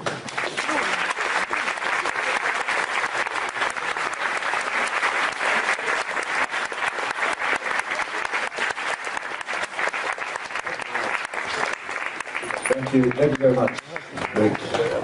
And yeah, now it's time for questions and comments. So if there are maybe many. I hope there we are. have like 20 minutes. Okay, we start with you with the blonde hair there. You need a microphone. Yeah. I hope you have questions because that's why I came. Hello. I have a question, and it might be really silly, but I just didn't get it. When was there ever social welfare as a universal good? When was that? When was the social protection, as you talked about? Because I do not find it in my historical awareness anywhere. Okay. Quick response. Everything is relative. If you compare the condition of the working class in 1950 or 1960 compared to the working class of 1930 or 1870, you will find there's a variety of goods to which everybody has access, or the marginal sections of the working class do have access: public housing, public education, social welfare support in case of extreme destitution, child allowances, retirement, which is not, contrary to what people believe, retirement is not a social insurance system where you pay into the system and you get back what you put in. It is a de facto redistribution, not only across generation, but through fiscal means. And so, yes, I thank you for your question, that I don't want to idealize the age of 1880 to 1980, and I don't want to make it seem like the welfare state of old used to be this generous, but it remains that most of the social rights were granted uniformly, typically to everybody as a citizen. Let me take an example. Throughout Western Europe, one of the most enduring policies has been family policies, an allowance that is given to all families that have children, irrespective of their job status, irrespective. In fact, it's given to wealthy household as well as given to poor household. Let me give you a second example. So there's family allowance. The second is also fiscal benefits tied to having children. Typically in 50, at least 15, if not 20 of the 27 countries of the European Union, if you have children, you get a fiscal benefit. Actually, a fiscal benefit that typically benefits more those at the top than those at the bottom, given that in many countries, the bottom half of the population doesn't pay the income tax, they don't get any income benefit. But it is granted universally to you if you fit in a particular category, and many of these rights are granted to you universally as a member of that collectivity, including the fact that by the 1970s and 1980s, many of these rights are not only granted to nationals, that is to citizens, but are really granted to denizens. That is, if you're a legal permanent resident of a particular country, many of these rights will be extended to you. For instance, the right of access to public education, free public education. If you are even if you are an illegal foreigner in many societies, you cannot be denied access. In many societies, you cannot be denied access to healthcare. So there was during this era the building, and again, it's not something that arises one time, that is universal, that is perfect everywhere. No, it's a result of struggles. It's a result of battles, and it's imperfect, and it depends. And so some societies have rights that are more generous, that are more universal, or they are universal on paper, but they are not delivered universally, and you have to have struggles to essentially have the state act in accordance to its own principles and to its own laws. But eventually, in this period, this long century, what you see is the growth of these rights, the extension of these rights, the fact that they are more and more, they tend to be universal. If they are categorical, they cover broad categories, and in particular, they are not conditional on behavior, the particular behavior that you engage in. And then what you begin to see in the late 70s and 80s and accelerating into the 90s, you begin to see that many of these rights become eroded, many of these rights are eliminated, or many of these rights become conditional. That is, you will have them, yes, but only if you fulfill this and that particular category, and only typically behavioral categories that entail the behavior, your behavior, and sometimes the behavior of your children. For instance, in France, there's been a series of propositions to say to reduce family allowances given to families if their children don't go to school regularly, or if their children become juvenile delinquent and they commit more than 3 offenses, then the family will be sanctioned and will see its family allowance cut in half, or cut by 1/3, or cut by 10%, whatever. Which means that you used to have a universal right given to all people who have children. If you fit in that category, universally you will receive it. Now you will not universally receive it. You will receive it conditional on your children behaving according to the dictates of the official institutions and so on. So I think that, I agree with you. I don't want to idealize the case. Sometimes people say, oh, but you really think this was the golden age, 40s, and you want the return to the 40s Keynesian age. No, I advocate no return. We don't, history is not, we don't want to go back in history. But if you compare, particularly if you compare the 19th century to that long 20th century, then you see this unification, this growth of rights, this extension of the social safety net, and this increased role of the state as a protector against the sanction of the labor market. And starting in the mid-70s, you see, in a sense, a reversal. But it's a reversal, it's important, it's a reversal. That's not a return to the state of the 19th century. Because the state of the 19th century didn't have workfare. It didn't have prison fare.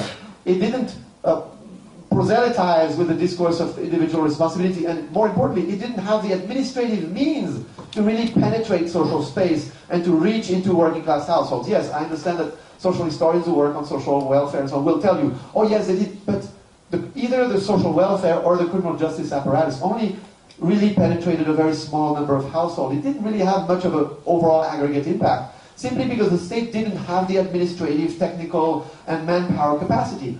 Contemporary states do have this capacity, particularly with the growth of digital databases and distant surveillance and so on and so forth. Now you can be, if you're a household that receives some, in fact, I was told repeatedly by my colleagues, if I want to do an analysis of this, please tell us, we'll run whatever data tables you need, because we have fabulous data where we can follow the residents of poor neighborhoods of Sweden everywhere, even when they have left, even 10 years later. We have 20 years of data on their household, on their behavior, with very detailed data on individuals, which attests to the capacity of the state to penetrate, to surveil, to keep tabs, to have files on its citizens. Now, if you have files and you know what is going on, you know where they are, and you know what they do, then you have the ability to intervene.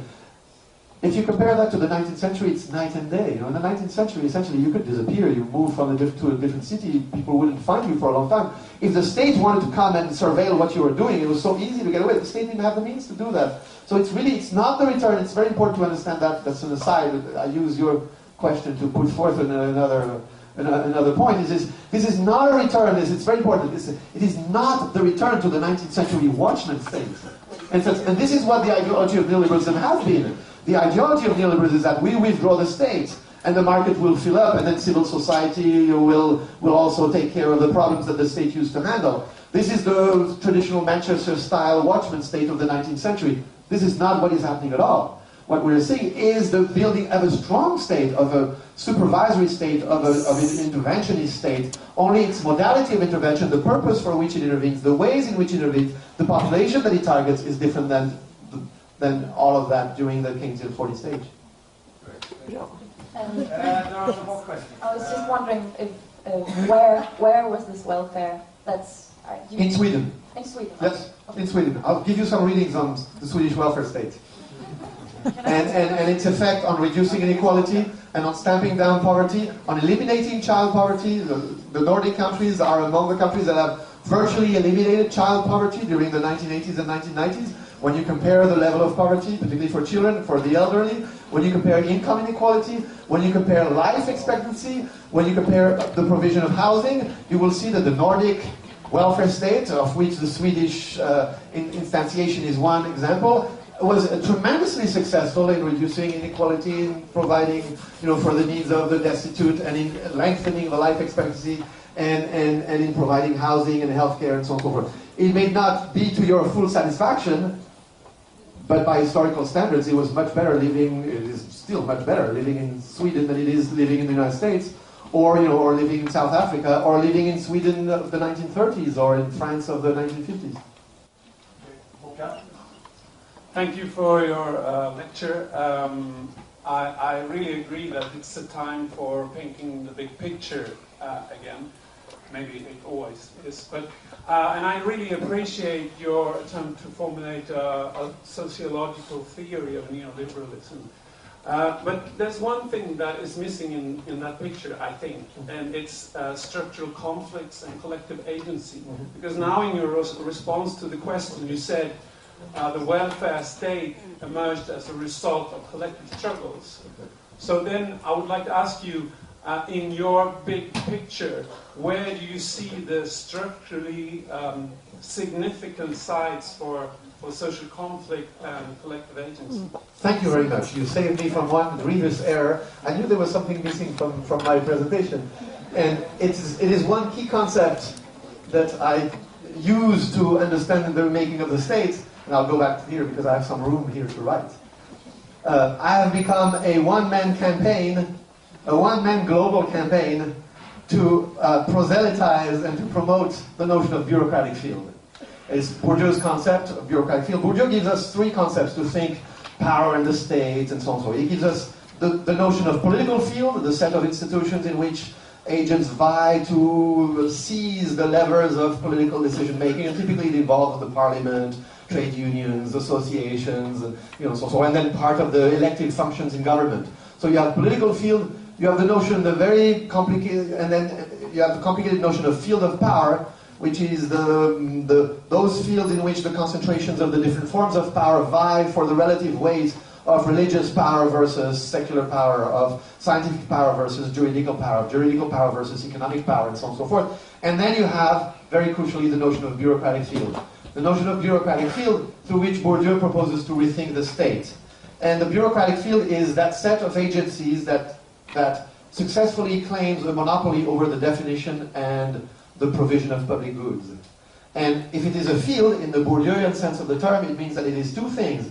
It is a field of forces, like a magnetic field, in which when agents enter and they want to do things, they are subjected to objective forces, and irrespective of their will. If you enter into the bureaucratic field of Sweden today, you find a state that's already constituted, that has a very powerful social wing, that has a relatively limited penal wing, that has a whole series of properties, and then your actions are limited because you are in this magnetic field. But also, and very importantly, a field for Bourdieu is not only a magnetic field, it is also a battlefield. It is a terrain of struggles.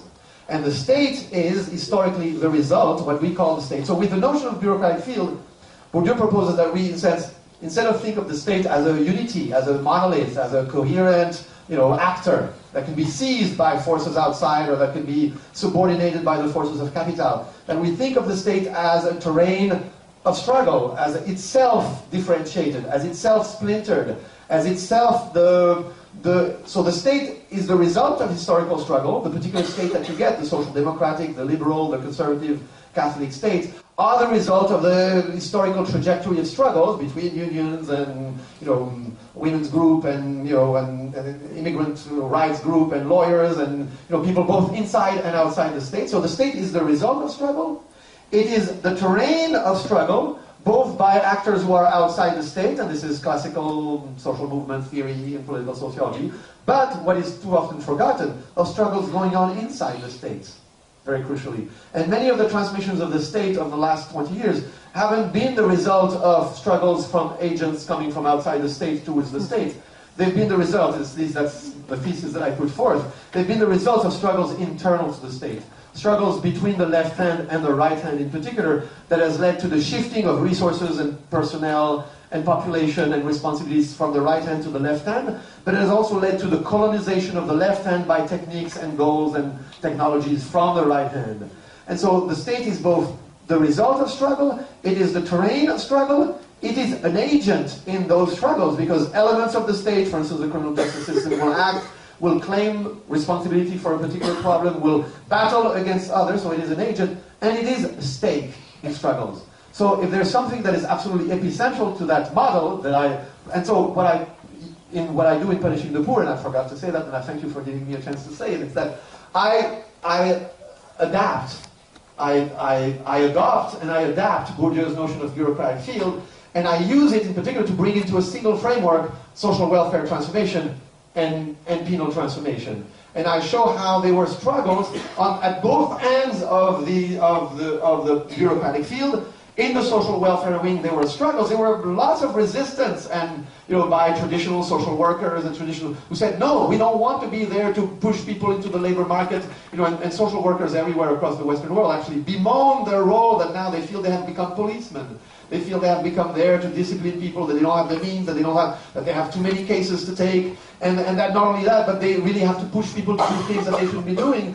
And so you have struggles going on. You have struggles in the right-hand side of the state. You have struggles inside the criminal justice apparatus. For instance, I'll give you just a quick example. In Austria, that make this project derail, or that shifts the trajectory of this transformation. So it gives me a chance to say, there's no ineluctable systemic historical necessity or systemic requirement for this to happen.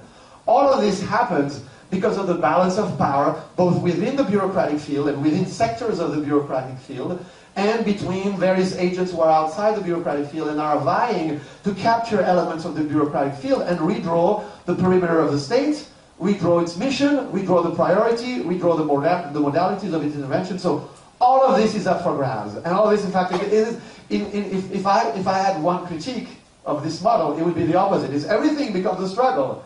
Everything becomes historically determined by the balance of power in this subsector of the bureaucratic field. And I would say, yes, that's exactly how I think history happens.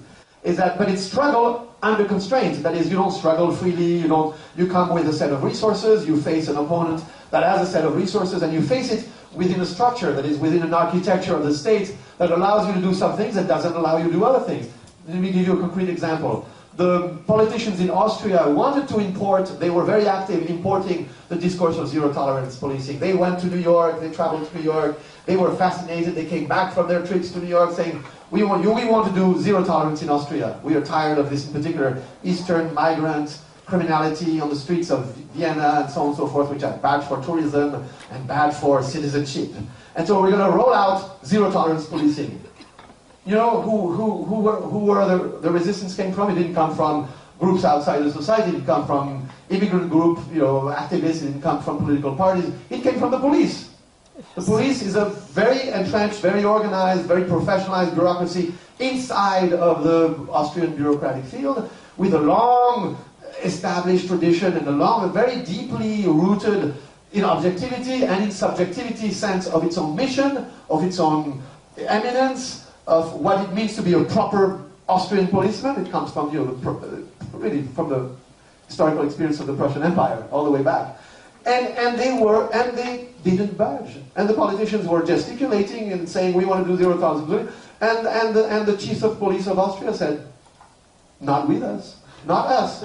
We will not." And so internally, there you have to go inside of the right hand, inside of the penal sector of the Austrian bureaucratic field, and understand what were the historical conditions that led Austrian police chiefs to both have the structural position, location, resources to resist. For instance, they can be fired.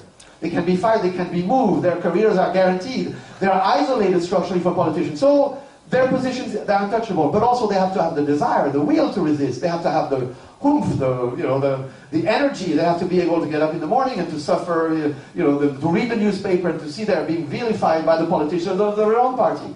And they have that because why? Because they went through training school and because they acquired this libido policialis, the desire to be a proper policeman. So you have the conditions of resistance, both objective and subjective, are given for that policy to remain merely a rhetorical device that politicians use, and to actually lead to no change in the policing practices of the police, and to produce the result that Austria is one of the few countries in continental Europe where you haven't seen a rise in the incarceration rate, because your police refuses to operate essentially as the social sweeper for urban marginality.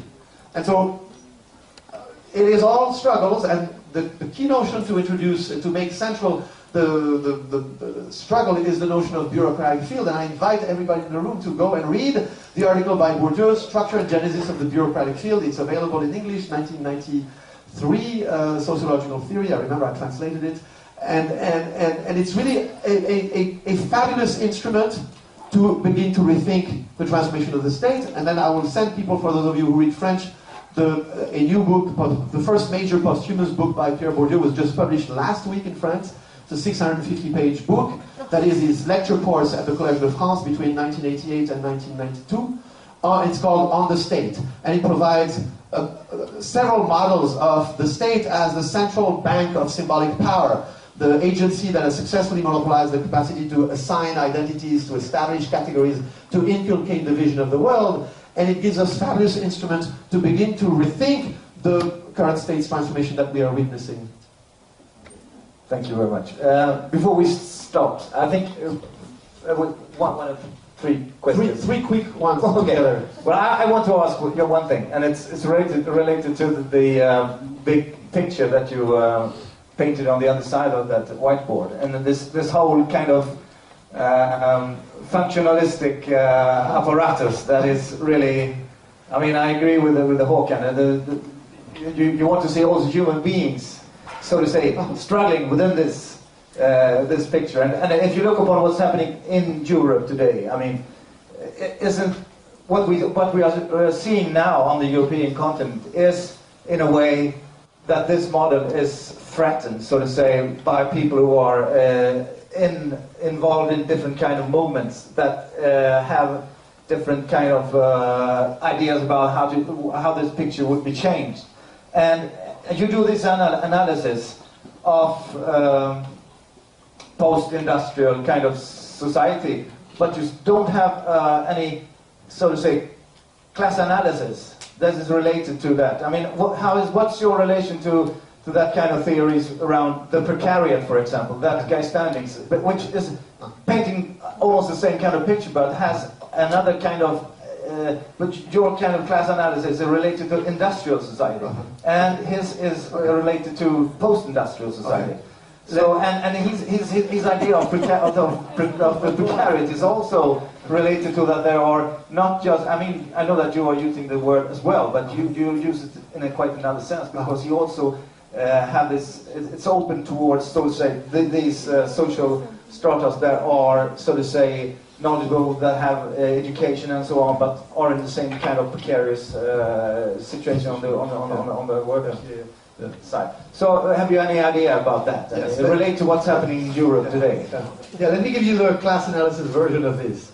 What you have at the bottom is the formation of the precariat, of the precarious fractions of the proletariat, the marginalized sectors of the post-industrial working class that is marginalized, that is being marginalized by 2 forces, or 3 forces. One is the objective fragmentation of wage labor. It is the transformation of the labor market. It's not that people are becoming detached from labor. Labor is detaching them from the center of society. So one vector of precarization of life is wage labor. The second one is the ethnic division, is the reaffirmation of the centrality of the nation because of the globalization and European integration and so on and so forth, and the reaffirmation of the centrality of ethnicity, whether it takes or not an ethno-national form, also means that those who are not part of the right category, nationals versus foreigners, or not the right ethnicity, you know, white versus colored, and so on and so forth, means that they are being further marginalized, further discredited, further hampered. Their life chances are curtailed simply because they are a member of that particular category, which means concretely when they show up to get a job, the employer thinks that they have more negative properties and they're less desirable employees than the others who don't show these properties and so on. And the third element is a spatial element. And I believe that the rise of advanced marginality and its real or imaginary concentration in these readouts of marginality that are the stigmatized neighborhoods of relegation adds further to the marginalization. So we have these 3 vectors, the labor from the world of work, the ethnic from the world of public discourse and the media and scholarly discourse, including, it's a paradoxical effect of the rise of ethnic studies doesn't, everywhere, and the growth of ethnic and urban studies and the association of urban with ethnicity. It's good in some ways, but in some ways it plays into the growth and the expansion of the sense that ethnicity is important, that ethnicity is associated with urban, that urban is associated with crime, therefore that ethnicity is associated with crime. So that, and then the third is the spatial dimension. So at the bottom we have the formation of this precariat. And I believe that actually a lot of what is going on in the public sphere, particularly a lot of the discourse that comes from state managers, is a way of shielding, of hiding, of preventing the constitution of the new social question of the 21st century, which I believe to be the predicament of the urban precariat. I think that the predicament of the urban precariat, in a sense, presents in an extreme and sharply visible form the dilemmas that the rest of the society encounters up to the higher reaches of the society in a milder form. And in part this is why it's so difficult to constitute it as a public topic of discussion and policy, because in a sense the insecure middle class fears that this is going to be their fate, and so they would rather look away and rather have policies that draw a sharp boundary between them and those at the bottom than in a sense to face the question of the precarization that is climbing up the class structure. So my class picture would be this urban precariat. There is still a very significant, established, relatively stable working class, but it is threatened objectively by the degradation of its condition of work, by the increasing national and international competition, by the reduced real wages, by the reduced services provided by the state, by the fact that, you know, a generation ago you only needed a week of work to pay a month's rent. Now you need 3 weeks of work to pay a month's rent, and so on and so forth. And then, so you have this anxious middle class. And then you have, and there is a class analysis in Punishing the Poor, it's a class analysis of the creation of an incipient global ruling class. You know, an incipient global ruling class that is formed of a sort of alliance between the holders of economic capital, particularly multinational capital, but also technical, though the holders of highly valued cultural capital, lawyers, economists, marketing people, people in communication, who are the technical assistants of the holders of economic and particularly financial capital. But this class is being formed, in a sense, on a transnational basis. It's emerging because it's realm of play, both economic and political play, and it's realm of play for leisure. It really has become the planet. It's no longer, you know, living in the nice districts of Stockholm. It's going going on a weekend skiing in Switzerland, and going on a night shopping in Paris, and then flying back on your private jet, and so there is a class analysis built into it, and there is, we want to see, yes, I want to see human beings struggle also, but two things. Before we can do an analysis, a strategic analysis of the struggles that are going on, we have to know what are they struggling over. And from what position are they struggling? So we need a structural picture of the overall architecture within which these struggles are emerging, not only to understand why they emerge, but also to understand, do they have a chance of changing the overall architecture? Are they not targeting the wrong problem? For instance, I believe that a lot of the movements that have gone on in France, but also across Europe, that are concerned with ethnicity, that are concerned with discrimination, with the fate of migrants and so on, is very good, it's very progressive, and we need to support them. But they've had the effect of, in a sense, of marginalizing the social question, and now increasingly it's seen as an alternative. Either it's an ethnic question, or it's a class question. So the more we talk about segregation and discrimination, which in fact, both of which are decreasing, both segregation and discrimination against foreigners or post-colonial migrants are decreasing throughout Europe. But what is increasing faster is the intolerance towards segregation and discrimination. So, in fact, the problem is getting better, but our sensibility to the problem is getting greater. So we devote enormous attention to this. There are policies of diversity, of ethnic integration, so on everywhere, but there are no policies of providing universal access to jobs. And there are no policies of remedying what is the structural condition of the urban precariat, which is continued joblessness or facing casual employment as the normal horizon of work. And so I feel like this is a preliminary step that is needed. You need a structural and functional analysis and you need to provide a map. Once you have a map and once you have a diagnosis of what is the animal that you are facing, then you can say, how can we tame the animal? How can we train the animal? How can we maybe change the animal? But until we have this structural map, we can't really do an adequate analysis of the social struggles going on. Thank you very much. I think that will have to be the next time you come. We have to discuss that because your train is going. I mean, it's 20 minutes. We have to be at the station. So, thank you very much.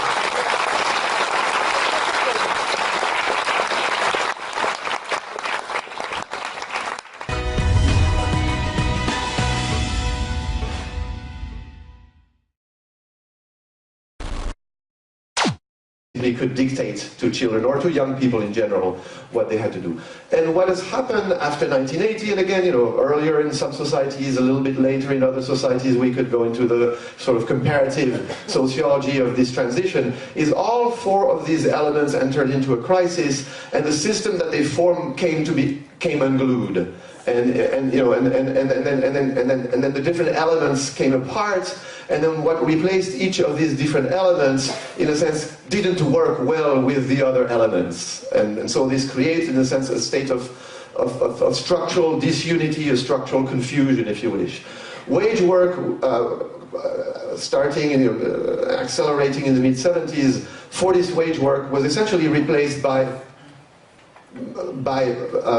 a polarized occupational structure, and by, for those who are at the bottom of the class structure, by essentially either high unemployment, permanent joblessness, deproletarialization, or casualization. And essentially, the formula 40, 50, 60 wasn't replaced. That's part of the problem. It wasn't replaced by a particular formula. Rather, what you've seen is the multiplication of legal frameworks overseeing forms of wage employment. For instance, in a country where the labor market is supposed to be as regulated as France, where periodically the OECD will put out a report saying, bemoaning the rigidity of the French labor market. In reality, in France right now, you have 24 different formulas under which you can hire wage workers.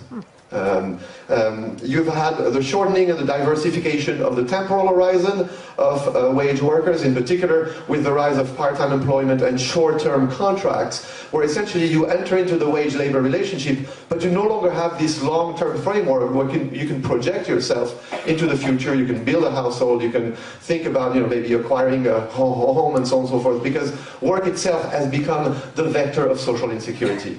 Work itself, by becoming unstable, by fragmenting, the fragmentation of wage labor has brought about structural social insecurity for those at the bottom of the labor market who have nothing but, in a sense, their labor power to sell, who are, in a sense, the unskilled fractions of the post-industrial proletariat or the post-industrial working class.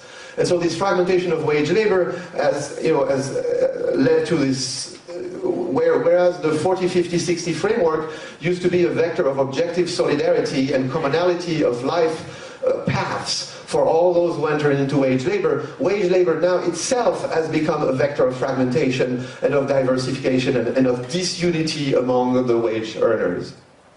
And I could go and elaborate this. You had the pulverization of work relationships with the rise, in particular, of the extreme forms of temporary day labor, for instance, is something that has become important in most advanced societies, where being a worker now is a negative identity, not a positive identity. It used to be between 1880 and 1980, you were, as part of the 40, 50, 60 framework, you had a sense of the dignity of being part of a collective, of being the builders of the world. And essentially that positive working class identity has disappeared nearly everywhere. And it's been replaced essentially by a negative identity. If you're a wage earner without skills, that is, without credentials and the ability to compete for the protected job positions, essentially now you're not one of two things. And you can find it in the language that working class people use all over the world. In particular in the US, they use the language, I'm not a slave. I'm not a slave, or I'm not a Mexican. And essentially, it doesn't say, I am something positive. You say, I am not one of these awful things. And this is important. And so we've seen the symbolic fragmentation of the working class as we have historically known it, and as it came to form itself and to organize itself in the period 1980 to 1980. And so, alongside with the unmaking of wage labor, the fragmentation of wage labor, we've seen a transformation of the family, and I don't have to go into this, but essentially the diversification of family forms, the questioning of the official definition of families as, the married heterosexual couple, and so on and so forth. So we've had since turmoil around the very definition of what counts as a family, what counts as marriage, and I think we've also had a dramatic transformation of the age-graded relationships. It used to be, that children were pets, or were in a sense, you could say, you could argue, were, the subjects of their parents, or were the subjects of adults in general. That is, you could discipline a child or an adolescent on the streets, in a public space, and so on. If he misbehaved, you could slap him, you could order him to behave, and so on and so on. That era, as you know well, I don't have children, but I observe my nieces and nephews very closely. As you know well, and I can see some smiles in the room, that era of having children who are subjects is over. Some of you might argue we have become the subjects, the parents. But essentially it means that, now with it's a cultural transformation that leads to considering children as, in a sense, miniature version of adults, with their own rights, with their own vision, with their own, ability to construct themselves. It means, of course, that all authoritarian relationships don't work.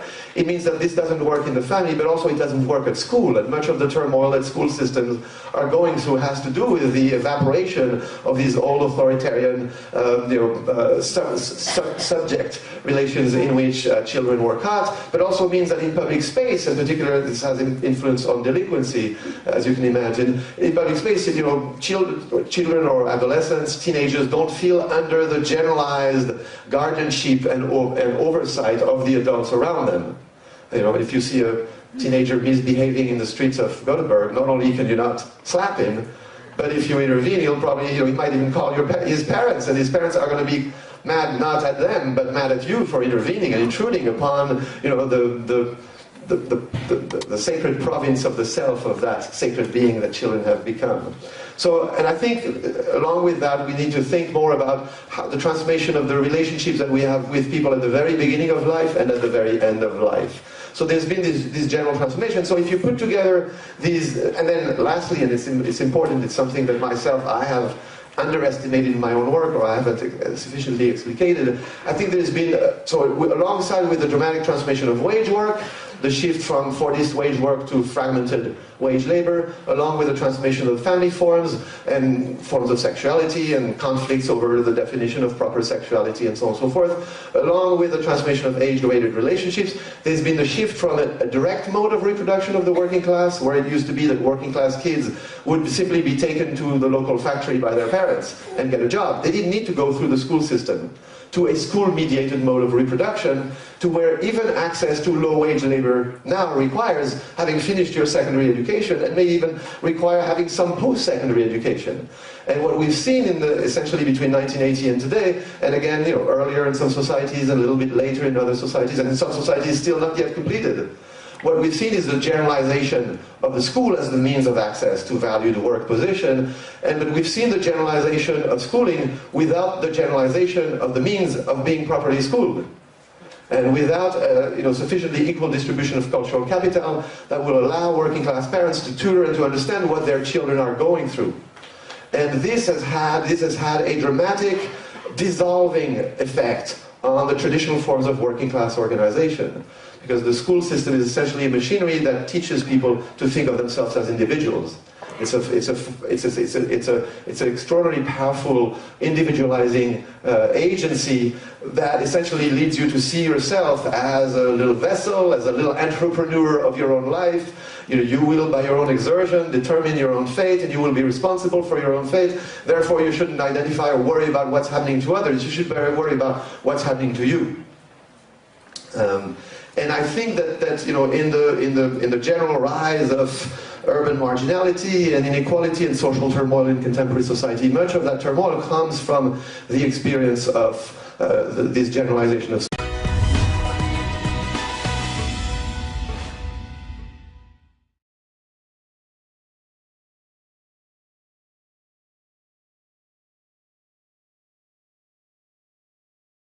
And it's fantastic to see so many people here tonight.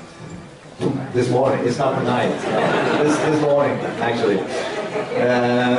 And you're all, of course, very welcome to this seminar or lecture with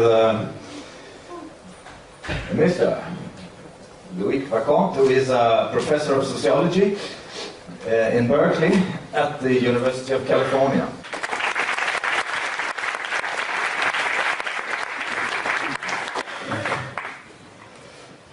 First of all, I'd like to thank Uwe and the university and the Folkets Hus here for hosting this event. I must say also I feel sort of awkward and ill at ease because with this contraption on my head, I feel like I'm an employee of a telephone company or the online service for some shop where you bought something and you're calling me to protest or to exchange the goods. Hopefully I'll be able to exchange them and give you something to your satisfaction. I especially want to thank Uwe because of his patience and persistence for making this visit possible. It's my first time in Gothenburg and it's been a wonderful visit.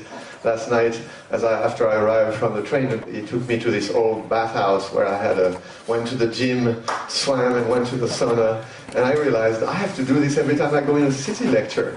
So I'll call this the Gothenburg rule now.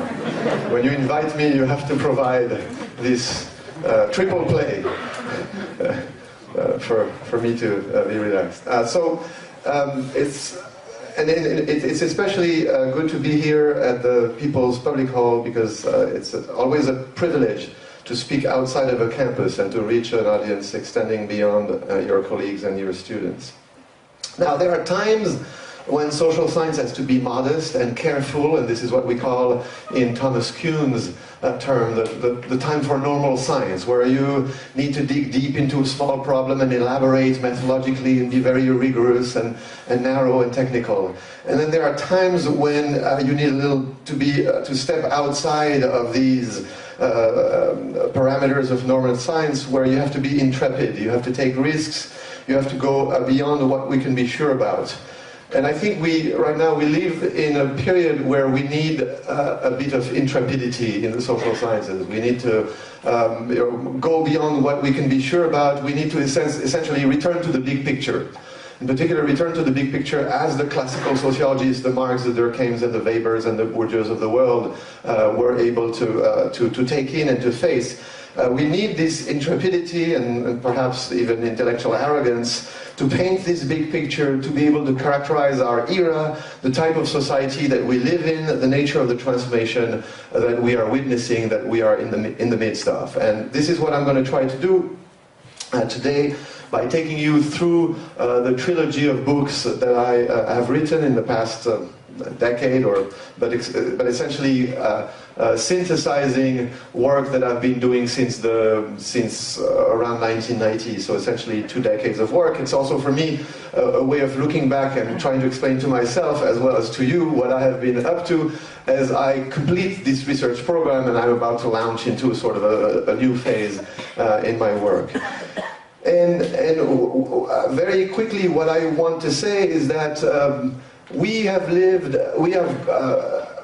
exited an era that roughly we can call the century of 1880 to 1980. The long industrial, capitalist industrial 40s Keynesian era. And we all know that we have left that, but we don't know what we have gotten into yet. And so what I'm going to try to do is to provide you with my diagnosis and provide you with concepts and analytic tools to try to understand and to put together the different elements of the current social transformation, which involves the world of work, the world of the family, the world of the state, and the transformation of the city. I'm going to try to sort of piece these three or four things together to give you this picture. So, but very quickly, and you're going to see that I'm going to evoke things that you've observed in your everyday life, or that you've observed, that you've read about in the news, or that you've seen in the media that have perhaps puzzled you. And I think that every element that I'm going to list now is something that most of you will be familiar with. Where I think I bring added value, hopefully, is by showing how these different elements fit together and how they're part of a single major transformation. And if I had to summarize this transformation, I would say it's the rise of the society of social insecurity, capped and managed by the neoliberal state. And I'm going to essentially move us towards a sociological characterization of neoliberalism. So I think we used to live in a society first that between 1880 and 1980, for that long century, essentially it was a society that was first anchored by what we can call Fordist wage work. Fordist wage work means, for the vast majority of the population, unskilled wage labor, oftentimes done in factory, and essentially organized around the framework that I call the 40-50-60 framework. You work 40 hours a week, for about 50 weeks of the year, on average, or over the 20th century. That's about how much paid vacation people in Western societies had. And then until you're 60, and that's essentially the anchor of your life, of your life trajectory. It's also the anchor of family formation, and is the anchor of the mode of reproduction of households.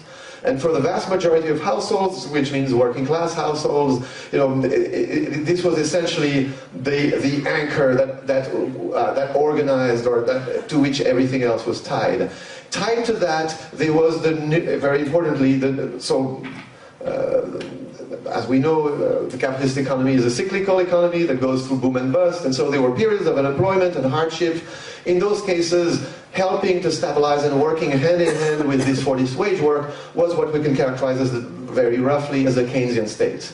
And again, coming at different speed, with different degree of completeness in the different societies, earlier and more fully active in the Nordic countries, less so in the Anglo-Saxon countries, sort of intermediate for the countries of continental Catholic conservative Europe. What you had a state essentially that helped stabilize the economy and the society when the cycles were down. So when the cycles were down, the Keynesian state would be a mildly redistributive state, but a protective state that would protect, in particular, vulnerable households from the sanction of the labor market, would help redistribute purchasing power, and then help speed the return to the upcycle of the economy. And then along with that, too often we forget that, we leave that too much to our colleagues, oftentimes women sociologists, who worry about the family and gender, and I think it's a regrettable split in the organizations of the social sciences. Very importantly, along with that, there was the patriarchal nuclear family. And essentially the patriarchal nuclear family worked hand in hand with Fordist wage work and with the Keynesian state.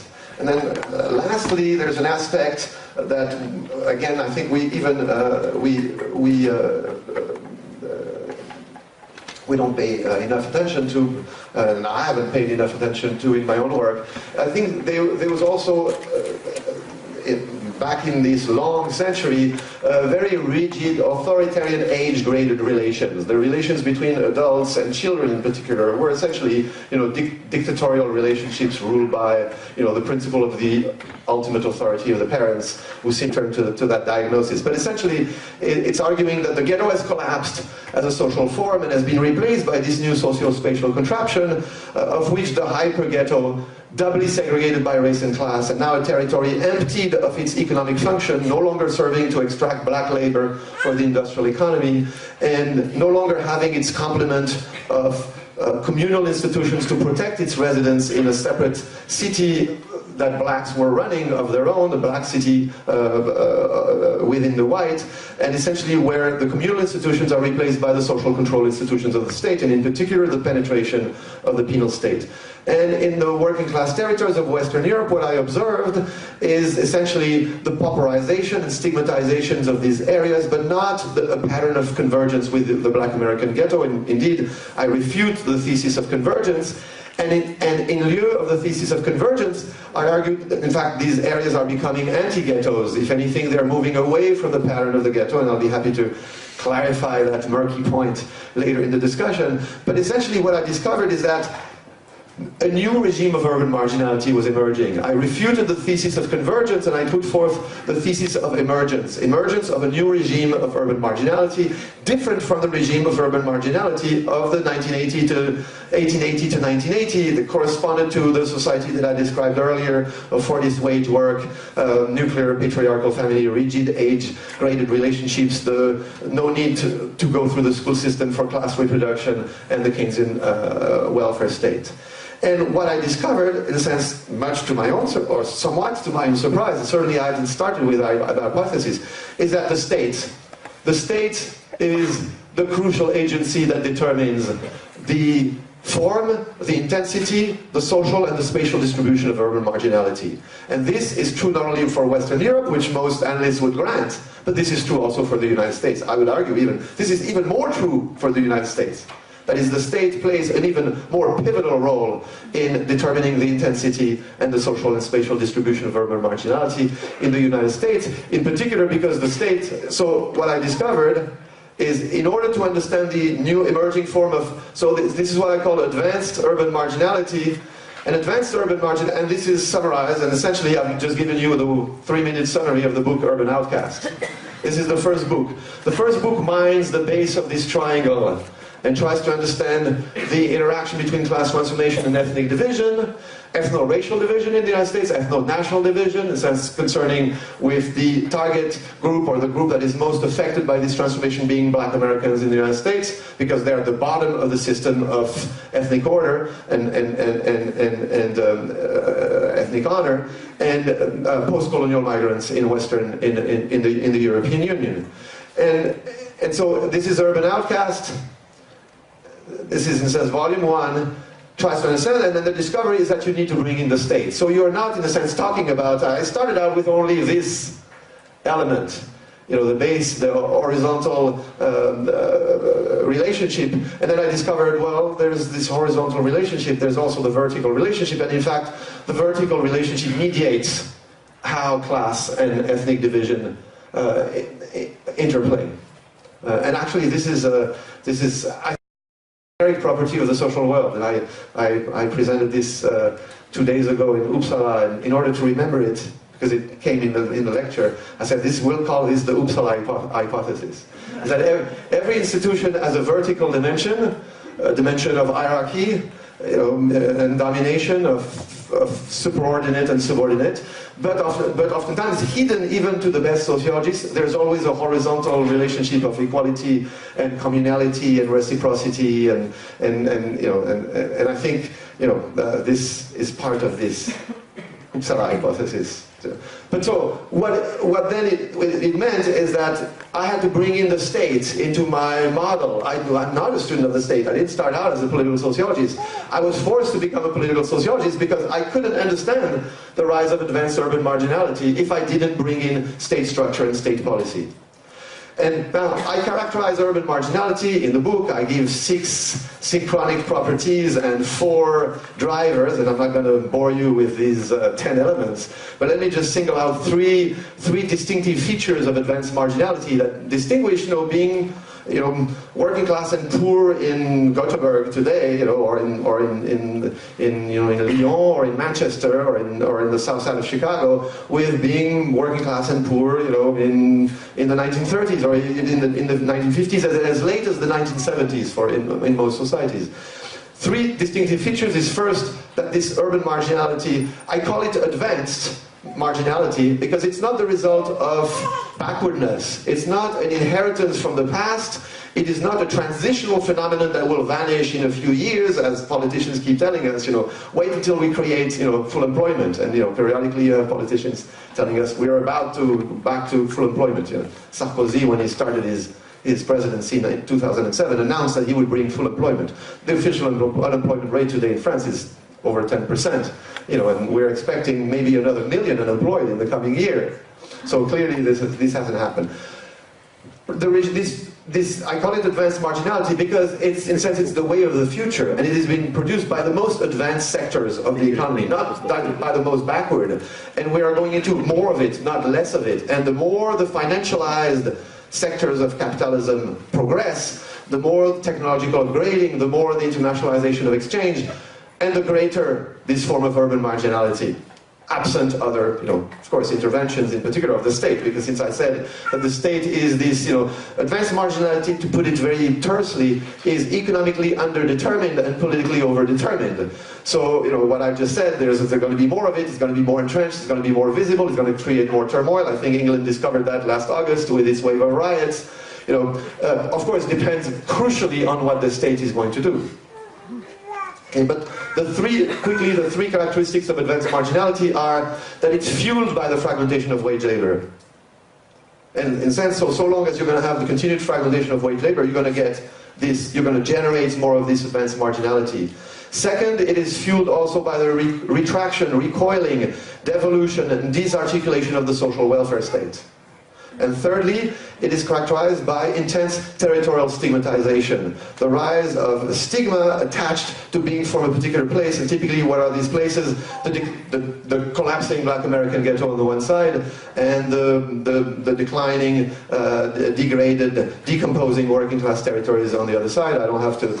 Everybody in this room knows of the neighborhoods of Rinkeby. They know Rosengard in Malmö, even if they've never been there. And they know that these are the urban hellholes. These are the problem neighborhoods, the territories of violence, of segregation, of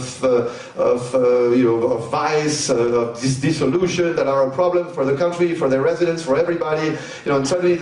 And so living in one of these areas, not only do you have to suffer from poverty and a closed future, but you have to suffer from the indignity of living in a place where everybody knows that only the rejects of society would tolerate living. And so there's this added burden, this added symbolic burden. And again, you see I'm trying to hold together the material side and the symbolic side, and that's one of the principles of Bourdieu's sociology, is that you have to hold the material and the symbolic moment always closely together, interwoven with one another. So essentially this is advanced marginality. It's economically underdetermined, politically overdetermined. Which means, of course, this raises the question, what will states do when they are faced with the entrenchment of this advanced marginality that they have created by deregulating the economy, which means re-regulating the economy in the favor of firms. Don't be deceived that deregulation means less state, or the state withdrawing or ceasing to act. No, it means the state redeploying its actions in a different way, and reshaping the framework under which labor is purchased and extracted and produced. Because of course labor has schooling that has translated into great despair and distraught and in a sense cultural disorientation for working class kids, but has translated also in intense anxiety for middle class families. Because the middle class essentially used to have a monopoly over the school system. And essentially was guaranteed that if it sent their children to the school system, they would come out with degrees, and their degrees would guarantee a good job and a good life, and thus working class, middle class households would transmit their status safely through the school system to their children. And what has happened is that with the fragmentation of wage labor, we've seen the rise of objective social insecurity and poverty at the bottom of the class structure. But we've seen also the rise of subjective social insecurity and social anxiety in the middle reaches of the social structure, as middle class households fear being brought down, they fear downward mobility, and they fear not being able to transmit their middle class status to their children as the competition for schooling has increased, and as going to school and even going to the university no longer guarantees getting a job, as getting a job doesn't guarantee that this job will last.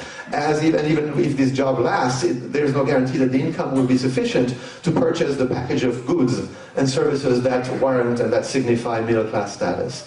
And so what you've had, essentially, you had a polarization of the class structure under this transformation, with rising poverty, entrenched poverty, intense objective social insecurity at the bottom, the inability to project yourself in the future, the fact that now essentially either unemployment or part-time employment or insecure employment has become the mainstay of the normal horizon of work for the unskilled fractions of the working class. But you've had great social anxiety and subjective social insecurity among the middle classes, and then at the very top you've had an astounding expansion of the life chances of those who possess what? The two forms of capital, not just one, not just economic capital, but those who possess economic and high, scarce forms, highly valued forms of cultural capital. There's been an extraordinary expansion of their life chances. I mean, if Scott Fitzgerald was coming back to observe today the life of the rich and beautiful at the top of Swedish or French or British or American society, he would be astounded. His novels just don't match the level of wealth, the level of opulence, the sense of eminence, the sense of entitlement, and the extraordinary globalization of the life chances and life space of the upper class. And and I must say, this lecture facing you has benefited greatly from this extraordinary expansion. If you have a professional, degree in a highly valued skill in the contemporary society, if you have a degree from an elite school, suddenly instead of being, having your traditional career in your one line or in your one country, suddenly you have a career path and career possibilities all over the world, and you've had an extraordinary expansion. So we've had this polarization of the class structure, rising objective social insecurity at the bottom, translating into despair, and now I'm going to go into the deeper analysis of urban marginality. This social anxiety, remember, it's very important, and subjective insecurity at the middle, and this sense of entitlement and eminence, and even one could argue the social secession of the globalized upper class. And so what I'm going to do now that I've set this overall picture is to go into the guts of some elements of this transformation, leading me at the end to come to the one element. You will have noted that I've left one element. What happened to the Keynesian state? And the Keynesian state, I will argue, was reformed from within by the state nobility, by the agents of the state. This is one of the most remarkable elements of that political transformation. It wasn't a political transformation as we are witnessing today in, let's say, in the Arab countries, that came from the outside. It was a revolution from within the state nobility, from within agents of the state who came to rethink their vision of what the state is for, what its perimeter should be, what its priorities should be, what its modalities of intervention should be. And so from within the state we had a sort of palace revolution, if you wish. We had a palace revolution of people inside the state who decided that they would transform the state essentially from an instrument of protection to an instrument of discipline, particularly when it comes to the poor, and who then, having re-engineered the state, used the state to fashion the social space and the society in the image that they had. And this political revolution from within, this political revolution from above, is what I will characterize as neoliberalism. And I'm going to, in a sense, take us through the trilogy that essentially looks at the relationship between class transformation, and this is relation in particular built on the market and on the labor market, and you can use a Marxist definition of class as position in the relations of production, or you can use a Weberian definition as market capacity. It doesn't make any difference in the overall diagnosis. And so what I became concerned, what I wrote this trilogy about, is the transformation of the relationship between class transformation on the one hand, ethnic division. Now, ethnicity is forms of classification and stratification that are rooted in social estimations of honor. So here we have a material hierarchy based in position in the relations of production, market capacity, and here we have a symbolic hierarchy based on the gaze, based on how we perceive people to be, how good we perceive them to be, how similar to us do we perceive them to be. And ethnicity comes in multiple variants. There you have, historically, ethnicity arises as essentially we are part of the same religion. So you have ethno-religious identity, then you have ethno-linguistic identity, then you have this invention of this notion of the nation, you have ethno-national identity, and somewhat simultaneous to that you have the invention of ethno-racial identity, the idea that the biology, the people's physical makeup determine them to be in different categories. But essentially all of these ethno-national, ethno-racial, ethno-linguistic, ethno-regional, they're all gradations of honor in social estimation of honor in the definition given by Max Weber. And so what I came to be interested in and how this started, I landed in Chicago and I was faced with the reality of the black ghetto right at my doorstep, and I became puzzled in how it is that people can live in this universe and what is this universe about, and how can I understand the transformation of the class structure of Black American society after the 1960s and continued racial separation and division of American society. And so it started out as an inquiry into the transformation of the ghetto after the 60s, and the ghetto being territory of relegation par excellence of American society, that is the neighborhood that is positioned at the bottom of the system of places, then I wanted to compare its evolution to the neighborhoods that are also the neighborhoods at the bottom of the system of places in the Western European city. And these I would call classical working class territories. The working class territories of the urban periphery, in a sense, are the structural analog to the Black American ghetto. And so I compared these working class territories, and I took the case of the banlieue of France, these territories of these declining, traditionally working class areas, turning into immigrant areas, either in reality or in perception, and who are not only stigmatized in public discourse, but are also the site of the turmoil, including, as you know very well, the 2005 wave of rioting that lasted 3 weeks. But that essentially was only a temporal compression and a spatial expansion of a pattern of rioting that had existed for 20 years. And so I wanted to understand the social transmission of the ghetto and compare it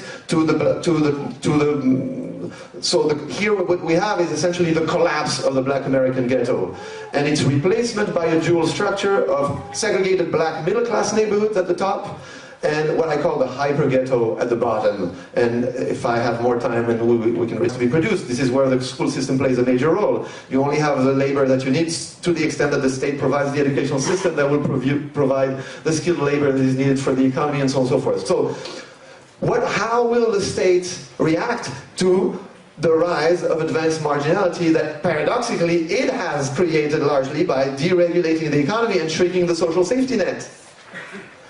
And so this is where we come to part 2 and volume 2.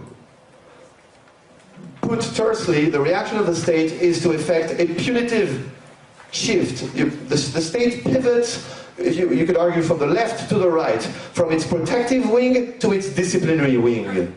And this pivoting, this punitive turn, is effected in both realms of the state, or what with Bourdieu we'd call both hands of the state. In Bourdieu's framework, there's the left hand of the state is the protective side of the state. It's the Ministry of Labor that regulates employment.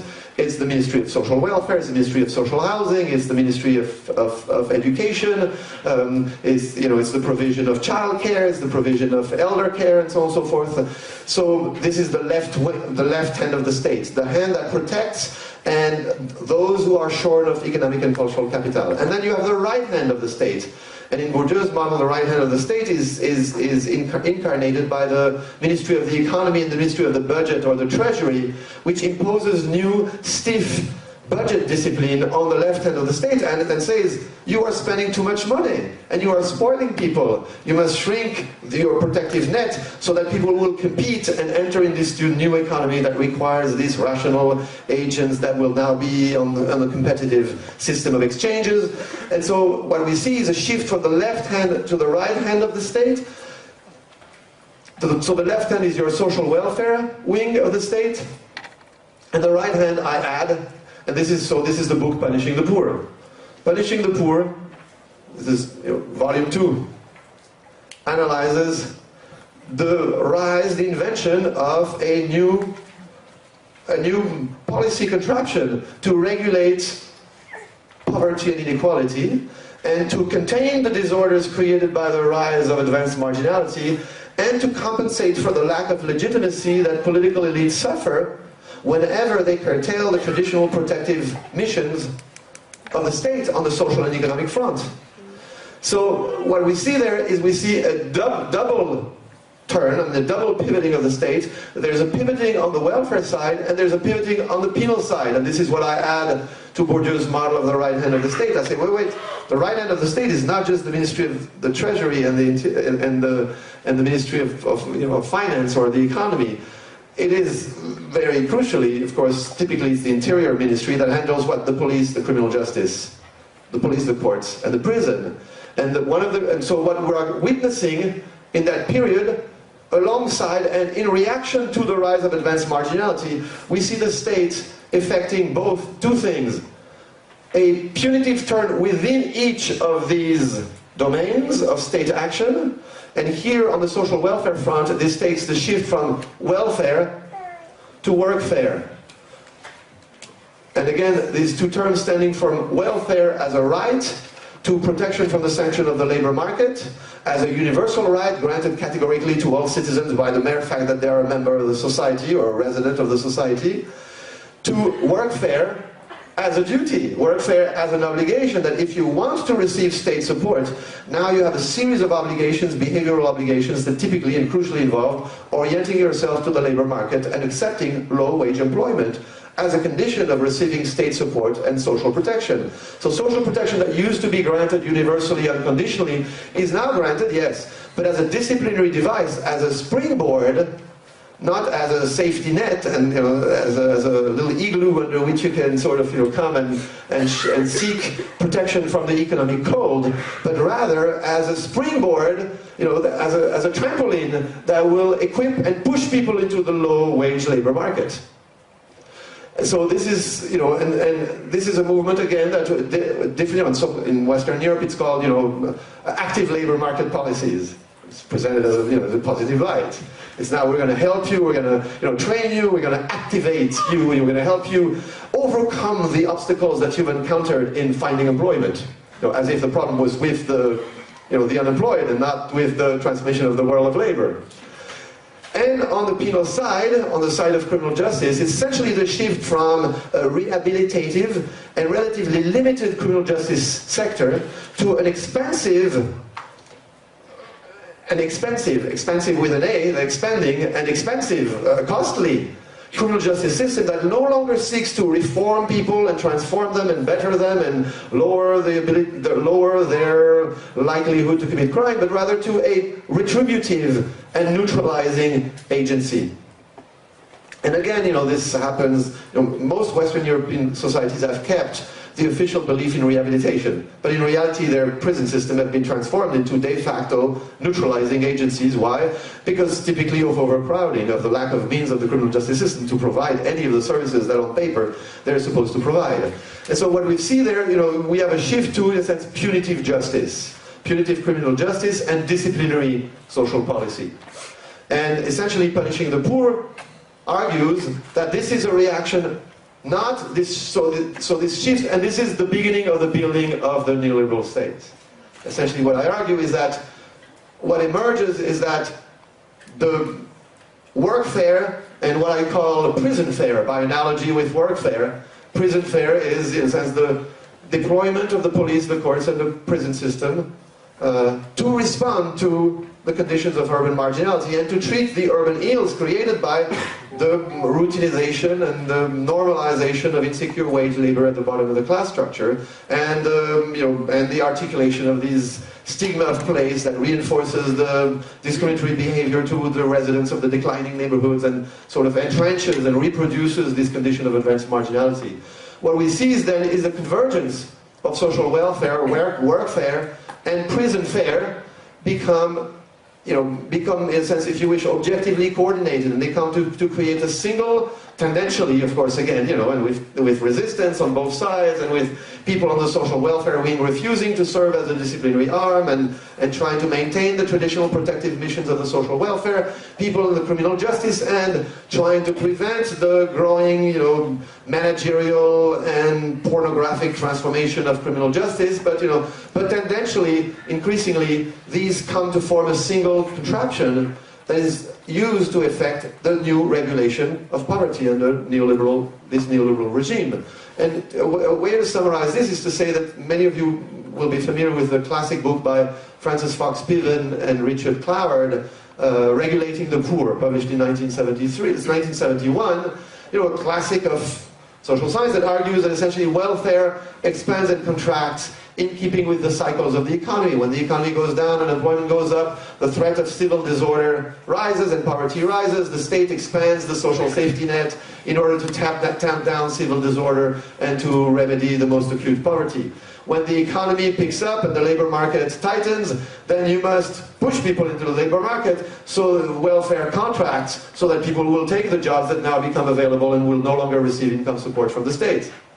And I argue that this model works very well for the period 1880-1980, roughly, in a sense. It corresponds to the Keynesian Fordist regime. But it no longer works that way after the mid-70s or the 80s. Now, instead of a cyclical expansion and contraction of protective welfare, we see a shift from protective welfare to disciplinary warfare, and we see the growth and glorification of the penal wing of the